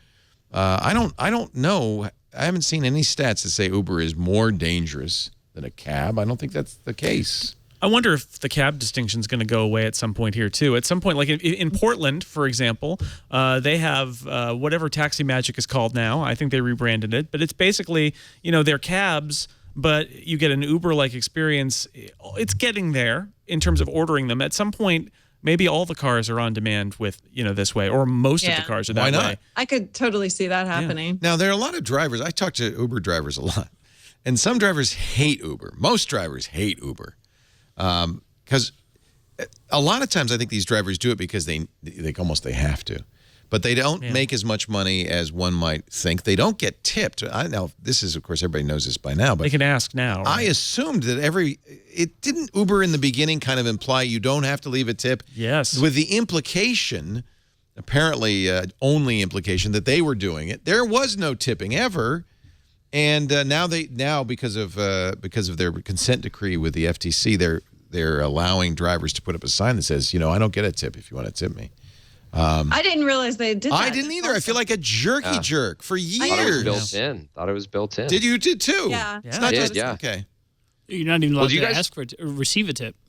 No, you are. Now you are. And now you can ask for and tip, receive. But you can't tip in the app, which is still a problem because a lot of times you don't have cash with you if you're ordering The Lyft Uber. app allows tipping. There's a button that says, give them 10, give them 15%. But the Uber guys say, we're not going to add that to the app because you know what? They want to imply it's cheaper. Yeah. I ask every Uber driver that I get in the car with if they, drive both Uber and Lyft and if what their experience is, and they open right up, and I've seen about a 50-50 kind of split on the happiness with Uber. Some of them think that Lyft, they definitely get paid more. But other Uber drivers have way more success with Uber. So I'm going to guess that's time of day, whether you have a, if your black car or Uber X makes a difference, right? I'm sure, right? So all those different factors. Jason, you've driven for Lyft. My producer, I didn't even know this. You've driven for Lyft and Uber? Yeah. I didn't know that. Yeah. Is that now? Do we not pay you enough? No, it's not that. That's not why I wanted to bring it up. But no, I just wanted to speak from experience. Well, tell me, but it wasn't that recently, I hope. No, it's been. I was doing it when I first moved up here to get settled in. Yeah, around here in Petaluma, San Francisco. What's your experience? Is it better to drive for one or the other? Is it a good job? Is it a bad job? It's a great job. I mean, it's fun because you set your hours, right? You decide when you want to work. Right. I literally have the app. I turn it on. I say go, and I'm online. And I wait for a call, and I go out and I drive around. And, I could be sitting home playing Xbox, or I could be driving around making, a couple of bucks an hour. Yeah, see, that's not so bad. And I could work a weekend. Like, I usually do the pub crawls, like Friday, Saturday nights from, like, Kotati down to here. And I'll make, like, $250. I never knew this about you. It's just fun. I'm sitting at home. Imagine if I'd called an Uber and you showed up. How would I feel? I think I actually drove your daughter once. Really? I hope you said hi. Actually, I find it frustrating when there are not enough Ubers around. I really want them to be around. I like it. It's so convenient. I mean, I could go on the app right now and it would ping me in a second. Now, did anybody ever tip you? Uber people offered me tips. I'd always fight them, tell them no. I'm like, don't worry about it. It's just give me a good rating. Because rating's worth more than a tip. Rating is way worth way more. I always give 5 stars. Always, even if you're crappy, I give you 5 stars. Wow. And then Lyft, I tried Lyft, but there's not that much demand for Lyft up here. Yeah, interesting. Yeah. One of my drivers told me that if somebody throws up in the back seat, or because you mentioned the pub crawls, if you have an accident. Okay, so they said that they paid for that cleanup. Is that correct? You pay for it outright, and then you file a claim, and they reimburse you. Yeah. Okay. I have doggy bags now. Hey, but you know what? You're doing God's work because that person should not be behind the wheel. And the fact that you're taking them home is great. Right. Yeah. And that's why I like doing it. Yeah, that's one of the reasons I tell my daughter, I don't want my daughter behind the wheel at any time. Yeah. Let alone when she's drunk. But any time. Yeah. She's 24. She's old enough to have a beer or two. And I've got that van, so when I pick up on Friday nights for the from Sonoma State, I've got music playing in there. It's fun. It's fun. Yeah. Yeah. I've had great conversations actually with Uber and Lyft drivers. Lyft Emotion in the chat says that Lyft actually pays faster. Yes. I don't know if that's true, but okay. Yeah. Awesome. Do you guys remember the very beginning of Sidecar when everything was donation based? I don't know if you guys ever did that. That didn't work too well, did it? No, I mean, it didn't last very long. But I remember being in San Francisco and literally driving around, and it would just say, we recommend you give them $10. And I could give them anything I wanted, but really. See, you are the kind of guy, and I think I am too, where we would give them more than the minimum. Those are the sharing economy days, though, there's right? Where the idea was, we're all sharing our cars instead of, no, I'm paying for a service. There's a lot of dopes who would say, oh, good, I can give you $5 then, and would do that. Oh, yeah. I'd always ask, how often do you get stiffed? And each driver had, I'd say maybe once or twice a night they'd drive someone. Yeah. Can you imagine driving someone and they just get out and they Sorry, don't man. pay you at all? Doesn't have to. I don't have to pay you. This is the sharing economy. No wonder it didn't work. Thank you for sharing. Yeah. We could do a whole show on just stories from Uber drivers. I think so. Oh my God. No, I mean, Yeah. yeah. It's like Taxi Cab Confidential, except with an app. Okay. That was a good conversation. Thank you, everybody. All right, let's talk about TV because everybody now Apple for years has been trying to get a deal to do cable over the Apple TV, basically over the top television. Now all of a sudden, a story that YouTube is doing YouTube Unplugged, and it's the same darn story, and it's probably, Kurt, you probably cover this, equally unlikely, right? I just think that this ties back to the thing that we were touching on at the very beginning with Facebook and Twitter's deal with the NFL. There is just so much demand for controlling the content that we all watch.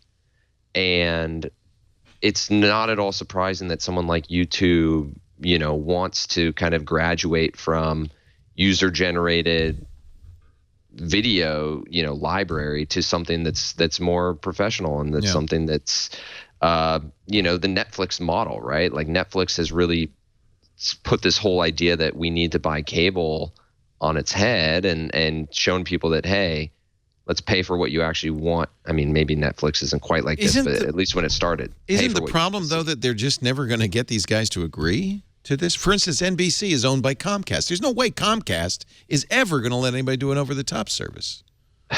Well, I'm hesitant to say never because you have to look at, you can be stubborn all you want, but you gotta look at where people are actually consuming, right? I mean, so the risk is that they'll all just watch YouTube and not watch you at all. Sure. Or, look at the NFL. I mean, if you'd asked 5 years ago, hey, is NFL going to give up streaming rights to anybody that I think what they sold on Yahoo did a game. Right. Now Twitter's obviously going to do 10 games. But Twitter's is non-exclusive, and it's just $1 million. It's like a $1 million extra. It's a test. It's a test thing, right? Sure. But my point is that the idea that the NFL would be that freewheeling with its rights, 5 years ago, would have been ridiculous. They're acknowledging the climate. Yeah. Got to go where people are, right? You got to go and you got to find where people are going to, what they're willing to pay and where they're willing to pay for it. And I think this idea that, we all want specific channels and not others, and we want to watch them on the internet. I mean, that's a real thing, and it's only a matter of time before someone comes in and figures out the model that's going to work, or has the relationships built in place where they can convince a Comcast or someone like, hey, we can help you with distribution and make this an important, part of your business, because there's a lot of people who actually want this. So I don't know when it's going to happen. Hulu might have an inside track, and apparently they're also trying to put something together because they are partly owned by the networks. They're owned by Walt Disney, 21st Century Fox, Comcast, NBC Universal is a silent partner in Hulu, but that's only because they were required to shut up by the FTC. Be interesting to see if they could put this together. They may be the first company to be able to do this. Now, YouTube isn't trying to take that stuff and put it on TV. They're just trying to. No, they are. Understanding. No. Oh, are they? Yeah, they're trying to create. I thought they were trying to curate kind of topics within YouTube and the set-top boxes. No, they're doing that as well, but they want to be. So the whole idea is, okay, if people are going to cord cut, how are they going to watch TV? And all of these online services like Apple TV, Hulu, and YouTube would like to be the new way you watch TV. Well, the problem is everybody is offering something for a different price. We think it's cheaper, but well, the Hulu service would be $40 a month, so it wouldn't be cheaper. It wouldn't, because you still have to pay for your internet. So, of course, the cable companies, where most people get their internet, Comcast is number one, have been slowly jacking up the internet prices because they know they're going to start losing the premium TV subscribers. All right, no problem. We'll charge you $60, and then we'll get a little chunk of the Hulu $40. And putting in some bandwidth caps, too, while they're at it. Well, now here's the good news. They just raised those bandwidth caps. Yeah, but still, it's, like Comcast is looking at a terabyte, which is fine now, but it will probably, we will end up in a cell phone kind of tariff state at some point. Sure. Yeah. Well, they're going to, in one way or another, Comcast is not going to lose money. By hook or by crook, they are going to make the same revenue. They own the pipe, right? Right. They own the content and the pipe. Yeah. I do love the fact that we're kind of moving towards a society where we're willing to pay for the actual content, that we enjoy. I think that's a long time coming and needed. And so I think what we're seeing is definitely a move towards that direction. I would like to see it kind of. There's a new browser, right? That. Actually, there have been a couple of browsers and apps that allow you to pay for the content that you actually consume, and the websites Google that Contribute you is one, and the folks at the Adblock Plus are going to do the same thing where you pay a little. I actually do Google Contribute. It's maxed out at $10, and I see little putty tats wherever I would see not putty tattoos, putty cats where I would see. Well, you got to be careful with this crowd. Where I would normally see ads that Google would provide, and then the publisher gets a little slice of that. And I like it because I have little kitty cats everywhere. I think that's really cool. Yeah. So YouTube wants to put together basically a bundle of cable channels they want to be your cable company, basically. Google's doing this, by the way. They have Google Fiber. Well, they're doing it where they are your cable company. That just kind of like. Alphabet's doing it, is what I should say. It's one of their, it's like AT&T's Uverse or Verizon Fios. They offer TV service, cable service. Right. It's more of a Comcast competitor. It's traditional, a traditional direct Comcast competitor. But I mean, shows that Alphabet is interested in this idea. So I guess it does not surprise me that another Alphabet property, YouTube, would be trying to tackle the same thing, but in a different way. Triple Ad nailed this in our chat room. He said, I don't want to buy channels. I want to buy shows. Yeah. And I think that's really what users want. But you can do that now. You can buy shows on iTunes or Google Play, and it adds up fast. If you only want to watch one or two shows, it's a better deal to do that than to pay for cable. But if you watch 10 shows, it suddenly becomes a terrible deal. Yeah, no, you're right. I bought, if you buy Game of Thrones, it's like, what, $50 or something? It's ridiculous. Yeah, what does HBO cost for the entire run of Game of Thrones? Right. It's, Well, but you can't do that. You can do that, sure, on iTunes with, big shows, but you can't do that with your favorite. I mean, you can through YouTube Red, for instance, but it doesn't. It's not the same. Like in my view, it's not the same thing. Going through iTunes to get a big show that's out there, like. I don't know any shows that are out there. Sure. My point is just that buying a show doesn't scale very well, because if you watch more than a few shows, this is this fallacy of that I'm going to be a cord cutter and I'm going to save money because they're not going to charge me for the channels I don't watch. But the economics don't work. Eventually, unless you don't watch very much TV at all, you'll pay anyway. You'll just be paying for the specific stuff that you want to watch, which might be, it's more freedom, but it's not like a lot of people aren't going to save any money because, it doesn't scale if you watch more than a couple of things. If you're a cord cutter who only literally wants to watch HBO, great, or Netflix, great, but then you start adding in other programming and it gets messy really fast. But ideally, you would want this direct drive between the viewers and the creators, where just as, you would like to see this with the music industry, and of course it's a long way off, but a few artists, like Jonathan Colton, I pay him directly. I like his music. I buy his songs. He gets the money. My website has a subscription, and we're going to put together a membership thing for the Incomparable podcast. We're going to do one for that. And that's direct, right? And that I think that works. Although, again, I worry that ultimately people are going to tire of having a whole bunch of $5 a month subscriptions to their favorite things. Podcasts I listen to, and each one is $5. That's a lot of money. That's a lot of money. We're actually going to talk about podcasts in just a little bit, because the New York Times had a front page story today in the Sunday Times. It was all wrong. And as podcasters, I think we need to explain what's wrong. That's coming up in just a little bit. Our show today brought to you by GoToMeeting. Be a meeting MVP. Take your meetings to the next level with GoToMeeting. It is the way to have a meeting, whether it's just a conference call. In fact, usually if I'm setting up a conference call, we'll set up with GoToMeeting. I can meet with anybody around the world, of course, clients and colleagues. But if I want to turn on my screen sharing, now they can see my screen. They can see the PowerPoint presentation, or we can collaborate in a document. And if I turn on my camera, now they can see me and I can see them. And suddenly, it's like a face-to-face meeting without any of the inconvenience or expensive travel. I love GoToMeeting for this. Start a meeting with a click of the mouse. And by the way, very easy for your clients. You don't want to make them jump through hoops to meet with you to see your sales presentation. And they won't. They get an email. They click a link. 30 seconds later, they're seeing you. They're seeing your presentation. Clients prefer it.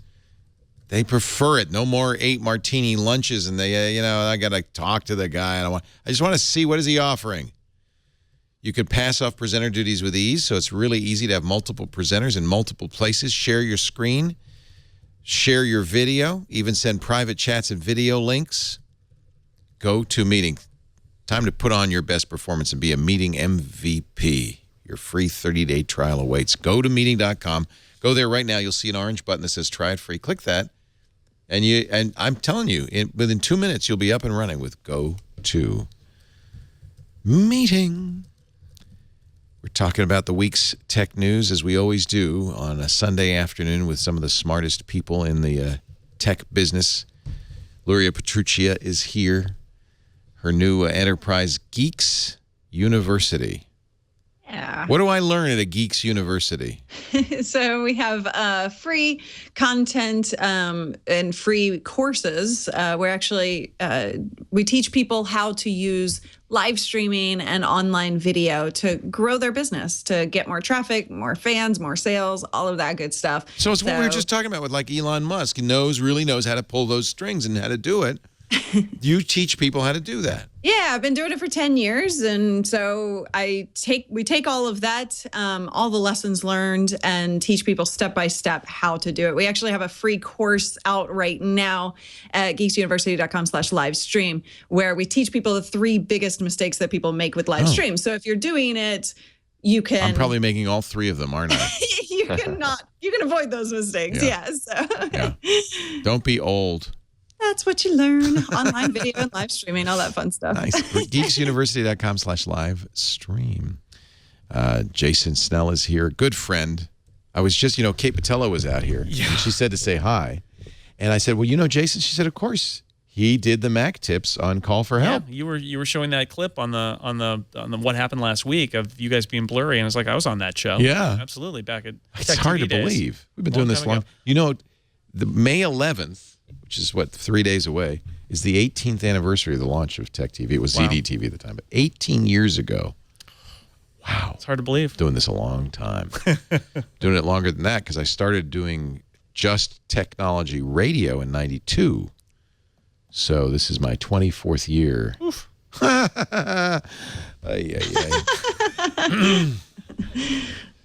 Don't you still love it, though? Oh, you know what? It's the best beat ever because it's fun. I mean, this stuff is great. I can't wait to see the new, just got the HTC 10. The reason I got into it back when I started writing for magazines, I bet you have a similar story back in, I started writing for magazines in 78. And is so I could get free software because I couldn't afford, this stuff was expensive. Floppy disks and all that stuff. And I said to myself, I remember very well, I would like to always have the latest and greatest stuff. And how can I do that? And that's how I got, kind of one of the reasons I got into tech journalism, also because I loved it. And as it turned out, I was kind of able to talk about it in a way that normal people could understand. But Kurt, why did you get into this business? Where did you come from?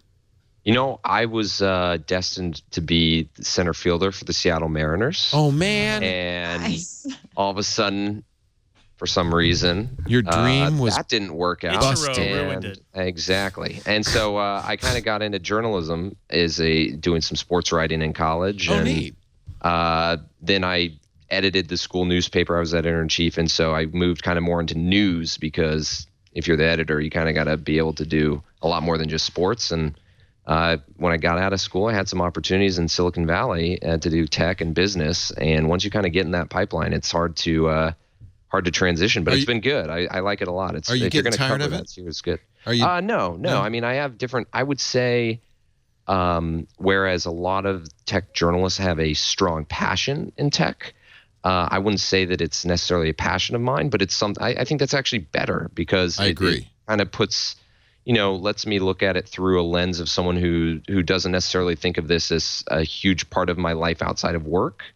Whereas with sports, of course, that is a passion of mine. So maybe I wouldn't have been as objective or would have been harder to cover.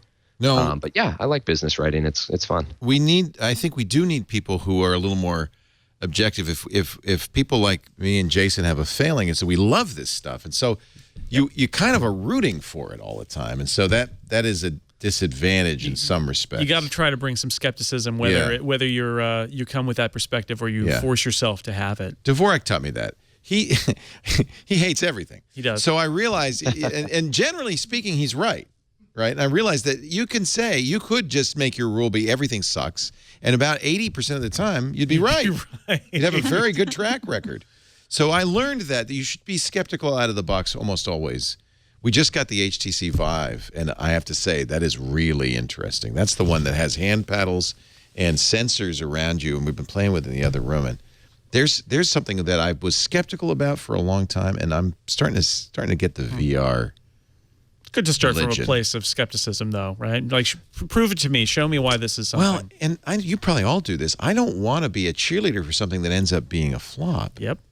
Which has happened, for sure. But you really don't want to get people to buy stuff that then they go, Leo, you were wrong. This thing is crap.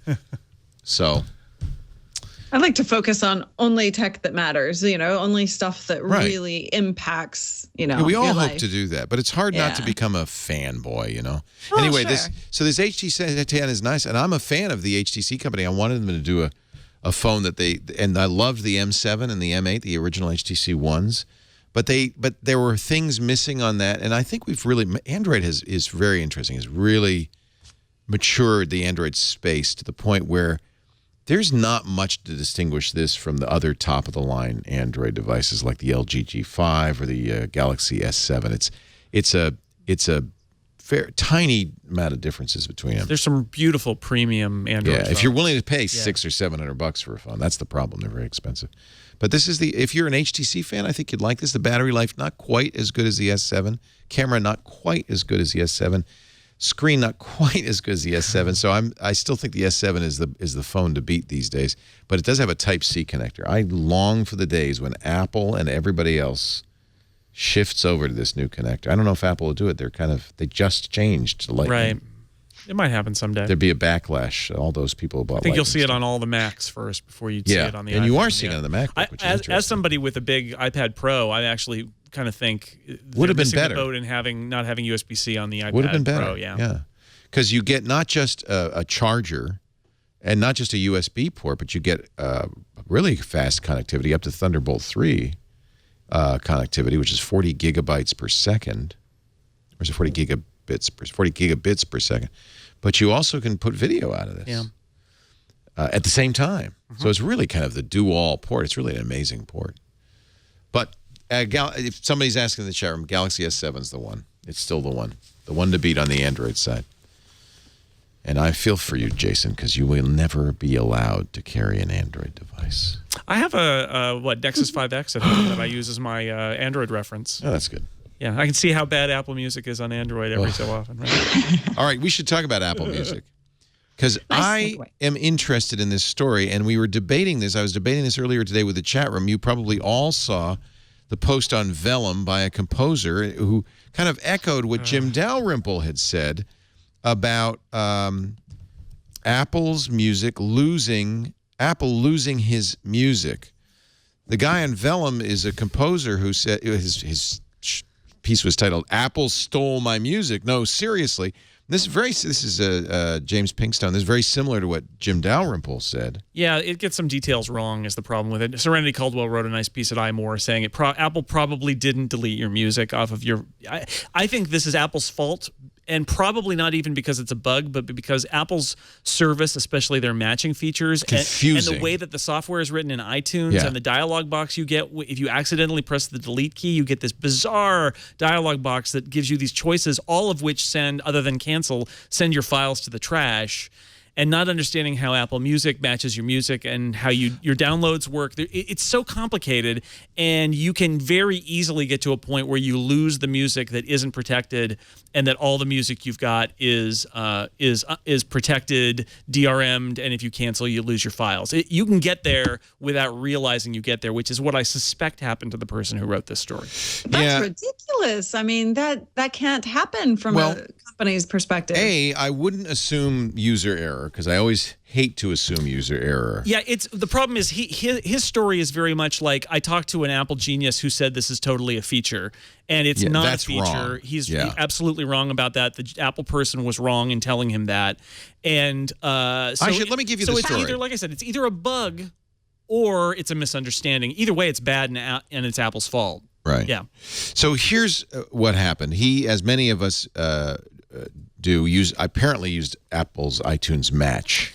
Yeah, although feature. There's a match feature in Apple Music. So Apple Music will do similar. it. Yeah. So he had his own compositions, because he's an amateur composer. So he had his own compositions on the hard drive. They were in iTunes.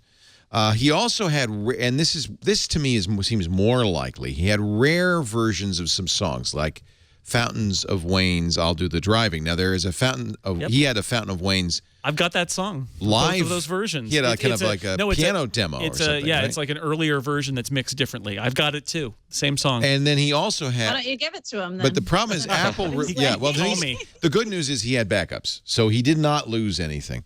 But he says what happened was Apple Music matched that to the single, not to this rare original version, and deleted. And this is the real question mark, because he asserts in here, and I don't think this is the case, but that Apple deletes music once it's matched. Yeah, he says, that's not true. I don't think this is true.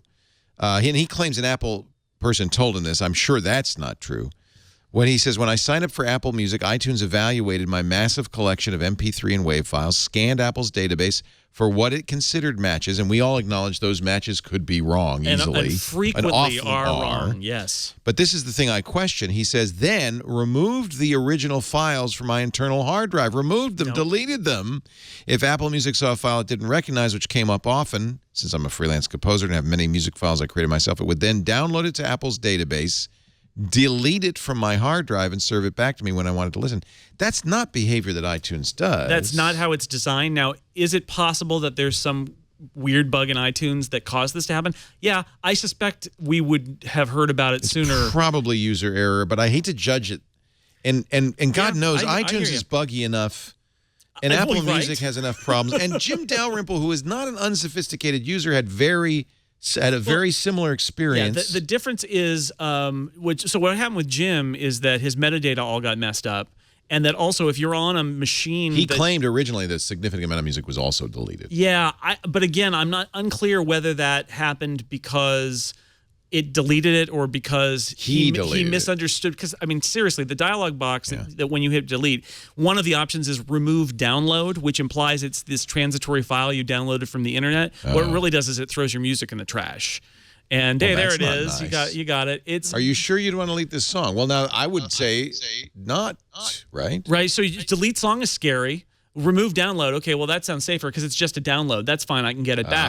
But if it's mismatched it, then that download is actually your original file, even if you ripped it from an MP3 or created it yourself, and then it'll just throw it in the trash. And the next time you say, hey, I'm short on disk space, I'll empty the trash, boom, you've deleted your files. And you can't get them back because the ones that Apple keeps up on the server are wrong because they're a mismatch. Right. Like that Fountains of Wayne song. So there's no question that there's mismatching happening. But that happens. CDDB would do that all the time too. I think Apple. That's hard to do. I think Apple is overconfident about its ability to match songs, and if you've got any live albums, it'll match them to studio albums. If you've got rarities, it will mismatch them. It happens all the time. It's a mess.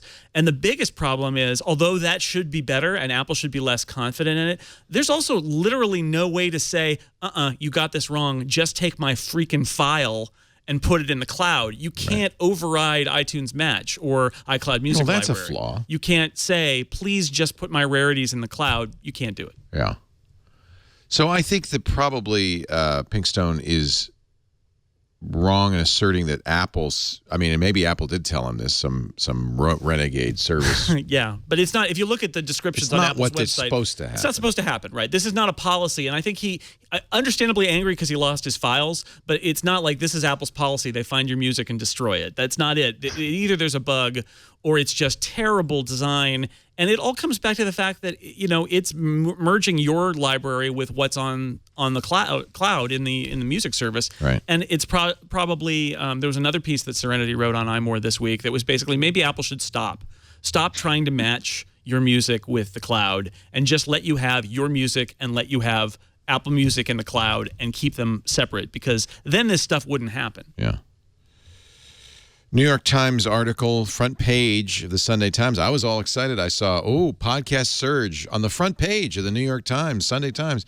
But producers fear Apple isn't listening. When I saw that, I thought, huh? So the article, I think, got it wrong in almost every respect. Thank God for Marco Arment, who wrote a response in which he said Apple, the New York Times got this wrong in almost every regard. It's very rare when you see content creators say, hey, we would like a new, I mean, this is literally like saying we would like somebody as powerful as YouTube or Facebook to be the intermediary and take control of what we're doing. This worried me because, first of all, the Times did not interview me and didn't interview you, and I don't know anybody they interviewed, though they say they talked to many of the big podcasts. Right, most of which are NPR people. Well, that's the problem, is that in New York City, they think podcasting equals NPR. Yeah, former NPR people, current Interviews NPR with over 24 podcasters and people inside Apple reveal a variety of complaints. The producers, and this is true, although I don't complain about it because we have a good relationship with iTunes, but the podcasters say they're relegated to wooing a single Apple employee for promotion. That's true. That's Steve Wilson. He's a great guy. Love Steve. Yeah. And that's true. In every country, there's a Steve. Different Steve, but there's a Steve. There's always a Steve. But you shouldn't be relying on Apple promotion in iTunes if that's what you're relying on anyway. The thing that scared me a little bit more is, according to the Times, Apple brought 7 leading podcast professionals to the campus last month to air their case to a room full of employees. The people would speak only, blah, blah, blah. The company made no promises, but several pressing issues for podcasters were discussed in frank terms, and after the presentations, Eddie Q arrived for a closed session with the company's employees. Now, the reason this scares me is because they're saying, Apple should do better, should give us information about our listeners. Apple should count our downloads. Why isn't Apple doing more for us podcasters?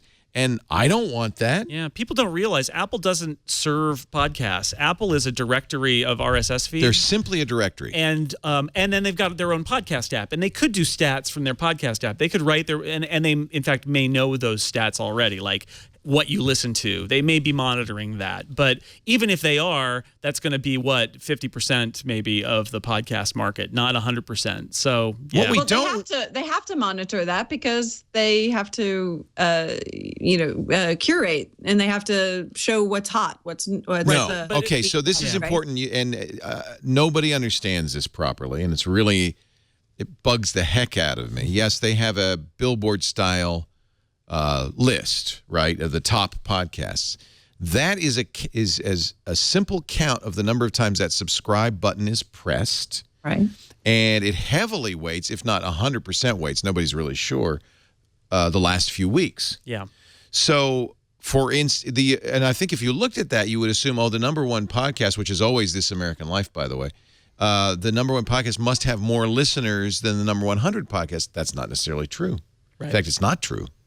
Because I know what my numbers are. Right, because it's a subscription relationship. It's not a pop music hit like single Billboard. Relationship. It's how many times a subscribe button was pressed this week, basically. Right, and Apple also MP3, podcasts are MP3 downloads, basically. They're file downloads. And what Apple does not seem to be doing in their podcast app or in iTunes is radioing back like where you are in the file, or that you got to the end, or that you listened to the ad. Advertisers would like that. They would love that. But no podcaster wants that information.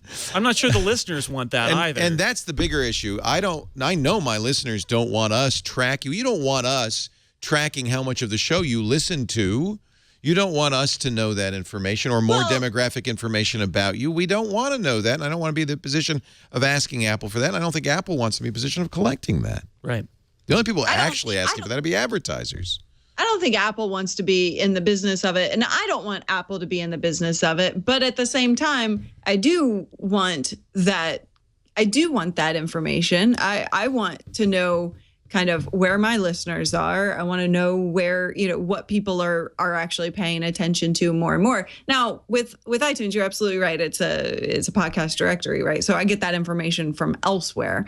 The one thing I would like to see from I go back and forth on this, but I often find myself wanting more of a connection with the people watching on iTunes or listening on iTunes, because, if even a simple kind of social commenting system or something like that. But then I always come down to the fact that that's not how people use iTunes. It is purely a grab and go system, right? So I mean, I can see where other platforms, other podcasters and big companies are wanting that, because I often find myself like, I can't get to the people watching on. Well, on I would iTunes, I would just point out that that's what screwed up the web, and that desire for blogs to know everything about you is what created ad tech and what created ad blockers. And this is not a arms race that I want to get into, and I think any reasonable podcaster would want to get into. We do surveys every year, and if people want to participate, they can. And that's all we need to know. We don't even really need to know much. We actually have decided our next survey to ask far fewer questions. We don't need to know, that much. We just like to know a little demographic information in general, because advertisers would like to know that. But we do not want to get, and Marco says this, we don't want to get in the situation where advertisers know whether you, as a podcast listener, searched for a new refrigerator yesterday, or whether you listen to ads, or whether you listen to it at all. Big publishers and advertisers might want this, but I can tell you right now, this is exactly what we as users don't want, right?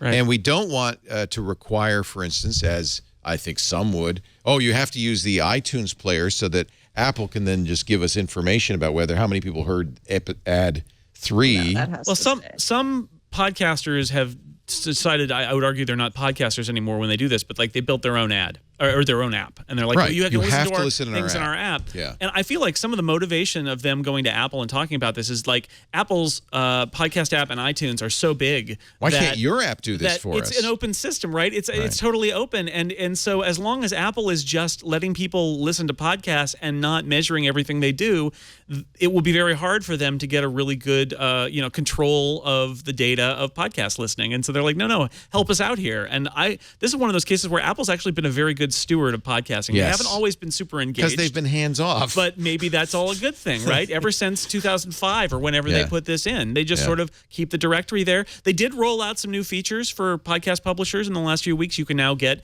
access to your iTunes information on the back end and change it and add podcasts and things, which previously was sort of a secret that only a few people had access to.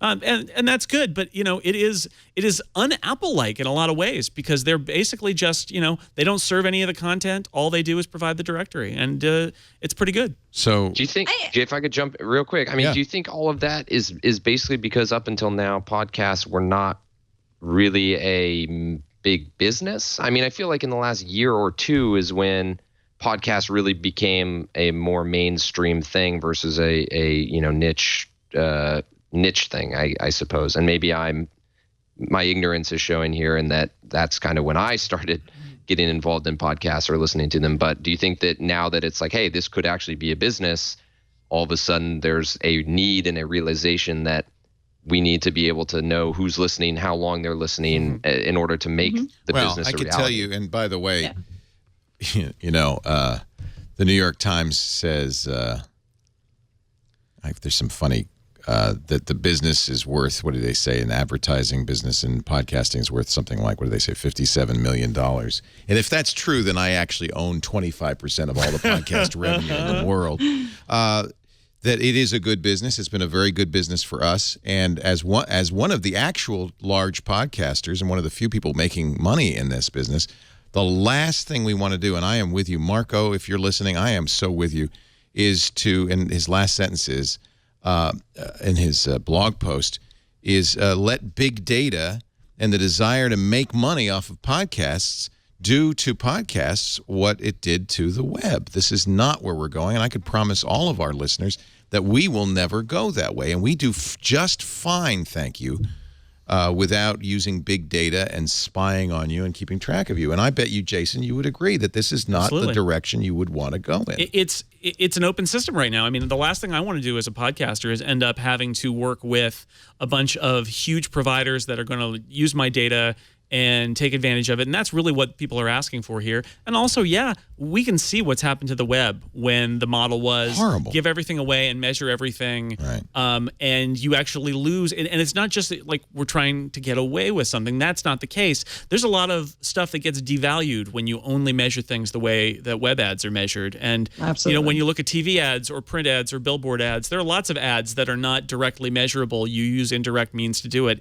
And those businesses are, relevant advertising businesses. Not everything needs to be a text link that you click on and get a referral link on. Yeah, it says. I definitely fear the, the direction that we're going, where people put more attention on those numbers than the actual effectiveness. It happens across social. Everybody's you have 2 million social media followers, awesome. But what's the effectiveness of it? We have to spend more effort pushing that, and Leo, you do that wonderfully, but than any kind of number-based system. But I am kind of curious, since we're talking about kind of ads and retargeting and all of that stuff, from the audience and from you guys' perspective, when I'm as much as I want my privacy protected, I also appreciate when I see an ad that's specific to what I want. Like, I don't actually pay any attention to ads until,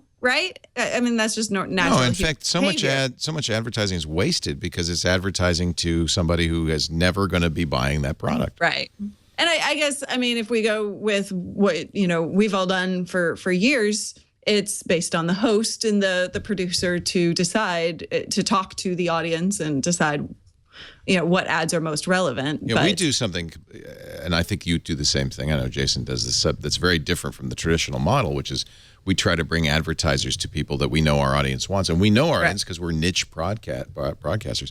Although I guess I'm bigger than I thought, because according to the New York Times, there are 46 million Americans listen to podcasts each month. And since we have 12 million, I think we actually have a large share of the podcast. Yeah. Congratulations. Good work. These numbers are wrong. They're just wrong. And it's all because you nailed it. It's Serial and Gimlet and all of these New York-focused ex-NPR people who are, unfortunately, they are not. Podcasting is a grassroots movement. I can try to channel them a little bit. I get what they're saying in the sense that right now it's very hard to get even consistent numbers in terms of like what's a download, what's a listen, what's your subscriber base, how is that calculated? And I get trying to find out. NPR people have been trying to do that. They made a document that's like, here's what we think listenership should be defined as, and it's a new medium that's going to happen. I get that. I kind of can't get the idea that they're saying, hey, Apple, why don't you come in here and be heavy-handed? Stop it with this light touch. Why don't you just take control like you did with the music industry and with yes, please. Yeah, that's a terrible idea. This is 50 Shades of Podcasts. Please take me, Mr. Apple. They talk with a woman from a podcast called Call Your Girlfriend. And she says, with data like listener counts and listening duration similar to what Apple provides app developers, the industry could accelerate quickly. Oh, good. Can you imagine that? The benefit of how iTunes is structured is that you, as a podcast producer, can drive traffic to your own properties and not be owned by, a YouTube or something. So, I mean, you can still drive traffic regardless what platform you're on. But if they go down, you go down if you put all your eggs there. So yeah, and what we really don't want, and of course, Marco, who has some experience with the App Store, we really don't want Apple to create an App Store experience out of podcasting. Yeah. That is really not the right way to go. Podcasting is free. Anybody can do it. They don't need to go to a particular provider. You put up your feed, you put up your files. People can find you in the iTunes directory and the Google Play directory and other places. And it's a pretty great thing right now. And I fear we're hippies and that just chill out, man. Wall Come Street's on. a coming.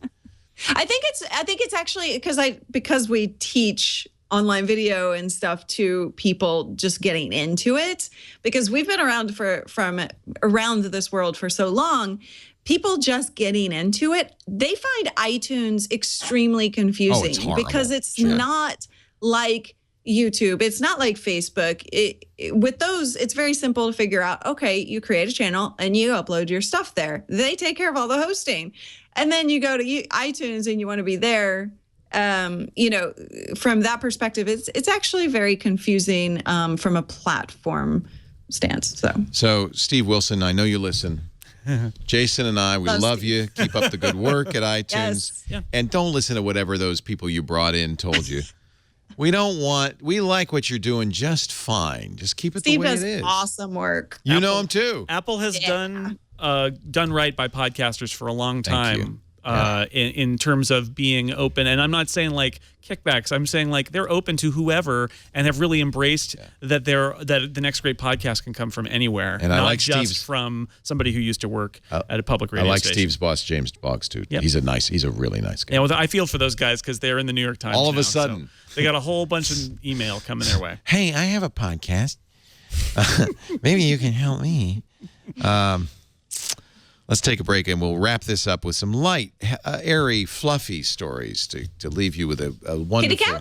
Kitty cats, a wonderful taste in your mouth. That's the deal. I want to talk about Stamps.com. Somebody in the chat room said, I'm a 59-year-old white male. There's nothing you could advertise I'd be interested in. I bet this is. Do you ever, as your business, you mail brochures, bills? Do you send out, packages? Do you sell on Etsy or eBay or Amazon?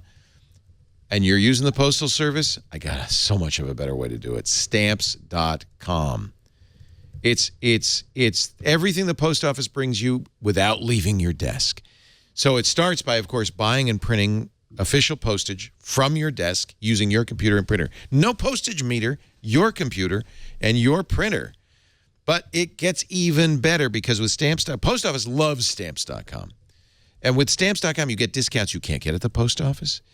You can use their digital scale to make sure you have exactly the right postage on any kind of postage, whether it's a media mail or a box or an envelope or a postcard. It's just awesome. With Stamps.com, I'll walk you through it. You go to Stamps.com, click on the microphone on the right, enter TWIT. You're going to get the Stamps.com kind of no-risk trial offer. That includes that digital scale right there, the USB scale. You get a $5 supply kit. You get $55 in free postage, too. So you plug the scale into the USB port. You log into your account. You click on Print Postage at the top of the page. You could print on plain paper. You could print right on an envelope with your company logo, the return address. You could print a Stamps.com label that you slap on the package. It looks pro. It looks great. You know exactly what the item weighs. You know exactly how much postage. And by the way, Stamps will suggest mailing options, all classes of mail, including certified mail, and tell you how much it's going to cost, and you choose. It's so awesome. And then the mail carrier comes and picks it up and takes it. You never got up. It takes all the guesswork out of getting postage. It is a better way, and it makes you look more professional. That's really important. If you're an Etsy seller, an eBay seller, an Amazon seller, you will look pro. And it's saving you time and money. Go to Stamps.com. Again, click the microphone, use the promo code TWIT. You're going to get the 4-week trial. You're going to get the $110 bonus offer. That includes the postage and the scale. That is a much better deal than on the front page, so make sure you do that. Click the microphone and use the offer code TWIT at Stamps.com. We use it all the time. Actually, it was Carly showing off the Stamps scale. Have you been following? Anybody follow the Bitcoin Satoshi Nakamoto soap opera? I'm just loving this. Just loving this. Dr. Craig Wright says, I'm Satoshi. Yep, I am. I'm him. I am, really. And I'm going to prove it by posting a screenshot of some Unix code, Linux code. That'll prove it. And maybe I'll cut and paste a cryptographic signature from somewhere else that looks really real. And the sad thing is, The Economist and BBC kind of fell for it, And probably because Gavin Andreessen, who was the former director, I've interviewed him on Triangulation, the former director of the Bitcoin Institute, and one of the few people who corresponded with the actual Satoshi Nakamoto some time ago.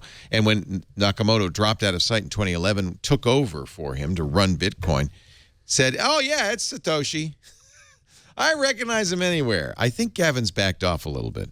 He's the chief scientist at the Bitcoin Foundation. And Dan Kaminsky is one of our favorite hackers, wrote a great article. He was a little puzzled, so he emailed Gavin and said, "What's going on here? There's clear, unambiguous cryptographic evidence of fraud, and you're lending credibility to the idea that a public key operation could, should, or must remain private." So even though, oddly, Gavin did not post this on his blog, he responded to Dan Kaminsky. He said, "Yeah, what the heck? I was as surprised by the proof as anyone, and yet I don't know exactly what's going on. It was a mistake to agree to publish my post before I saw his. I assumed his post would simply be a signed message. Anyone could verify it wasn't." So he's backed down a little bit. The whole thing was just another one of those stories like Newsweek's story a couple of years ago saying we found him. No one has found him. Mostly because it'd be very easy to prove you were Satoshi Nakamoto. You just got to spend one of those Bitcoins Spend one of those the first Bitcoins. block. Yep. And Craig Wright won't do it. So bye-bye, Craig. By the way, he's fled the country. He was in Australia, and he fled the country because he's being investigated by Australian tax authorities. Oh, okay. Yeah. Goodbye. Where is that? Is that Gavin's blog? That's Craig's blog. He says, "I'm sorry. I believe that I could do this. I believe that I could put the years of anonymity and hiding behind me." Classic con man. Never admit guilt. "But as the events of this week unfolded, I prepared to publish the proof of access to the earliest keys I broke. I don't have the courage. I can't do it. When the rumors began, my qualifications and character were attacked. When those allegations were proven false, new allegations have already begun. I know now I am not strong enough for this." Oh, that's it. It's not that I can't do it. I'm just not strong enough. "I know that this weakness will cause great damage to those that have supported me, particularly to John and Gavin, and I can only hope that their honor and credibility is not a trailblazer tainted by their actions. They were not deceived. I know the world will never believe that now. I can only say I'm sorry and goodbye." Oh, man. Goodbye. I didn't see that. Thank you for pulling that up, Jason. I hadn't seen his. Oh, I could do it. I could, but I'm not gonna. Okay. Little light comedy. Anything else you guys want to talk about before we wrap this thing up? I think you're flagging. Cats. We've got a lot. Kitty cats. Cats. Context. You want to know how I do Cats that? with context. Curated cats with context. Contribute.google.com. Everybody should do this. This is a good solution. Oh. Nice. Never mind. Well, we've done all we can. No, We've reached we've the done end all of we the can. internet, everybody. The internet's over. Obviously, it's google.com/contribute. If this is wrong, then I'm just going home. I'm sorry, I don't have the strength to go everybody. on. I believed in what I was doing, but apparently you don't. What the heck? Is it gone? Am I getting it wrong? Contributor. Thank you. Anyway, the idea is,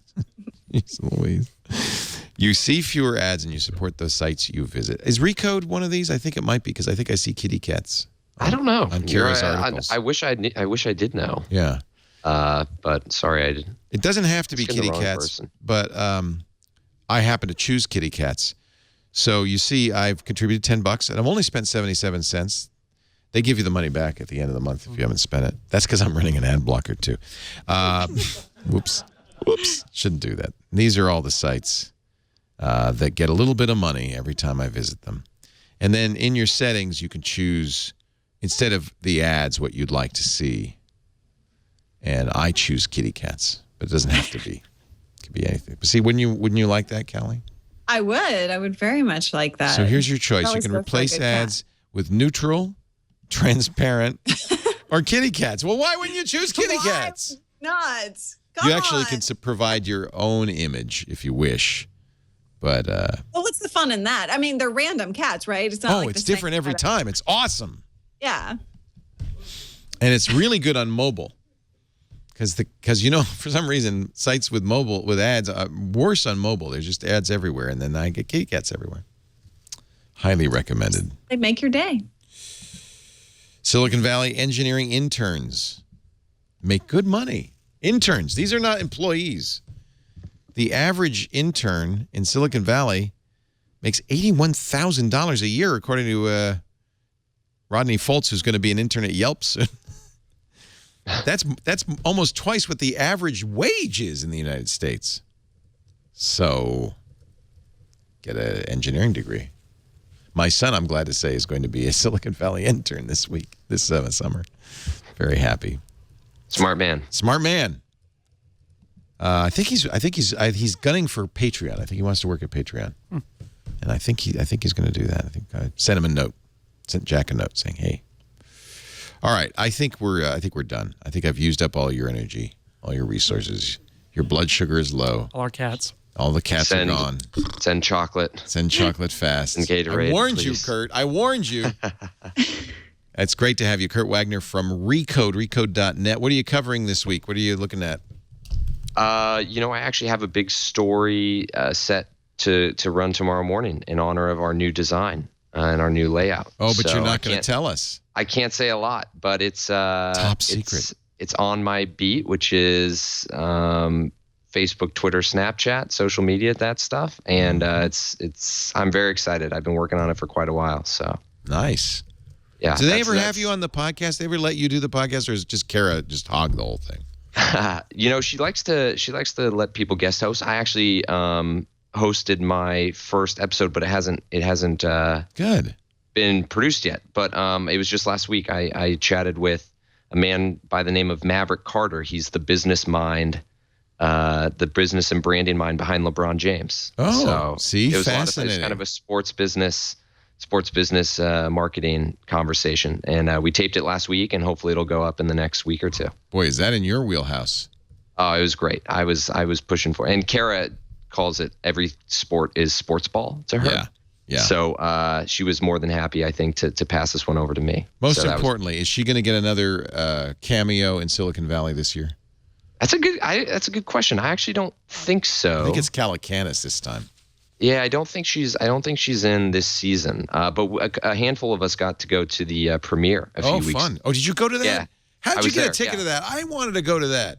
Yeah, that looked like fun. I guess you gotta know the right people. I guess. I'm interviewing Dan Lyons tomorrow on Triangulation. He's one of the writers.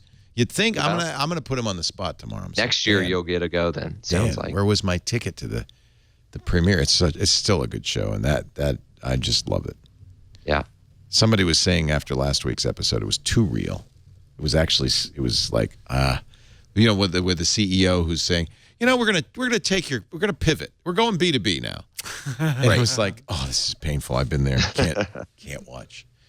Recode.net, Jason. It's great to have you, Jason Snell. So many podcasts. The incomparable. Yeah, you can find them. Pod for Ham, which is all about Hamilton. Yeah, we got that. We got to do a little song about that Feinstein-Burr bill, Oh yeah. Well, if it isn't Feinstein-Burr, sir. We'll work on it. We'll workshop it. That's good. I like it. You and me. Well, it'll be a duet. Gotta call in, Manuel. Nerdiest duet ever. And of course, sixcolors.com. Yep. Great to see you. Thank you for coming up. I appreciate it. Always a pleasure. And my dearest, my sweetest, my most wonderful friend, Luria Petrucci. It's so good to see you doing so well. Thank you. And the humidity in Portland is great for your hair. All that rain. Weather up here. It's been awesome. Yeah. Yeah. Yeah, nice. That's great. And everything's going well at geeksuniversity.com. Get your free trial, geeksuniversity.com/livestream.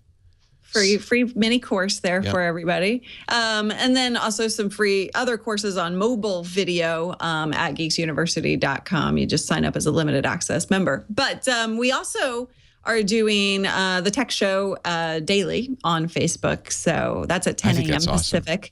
And it's just facebook.com/geekslifenet. So I don't do enough live video. I want to do more.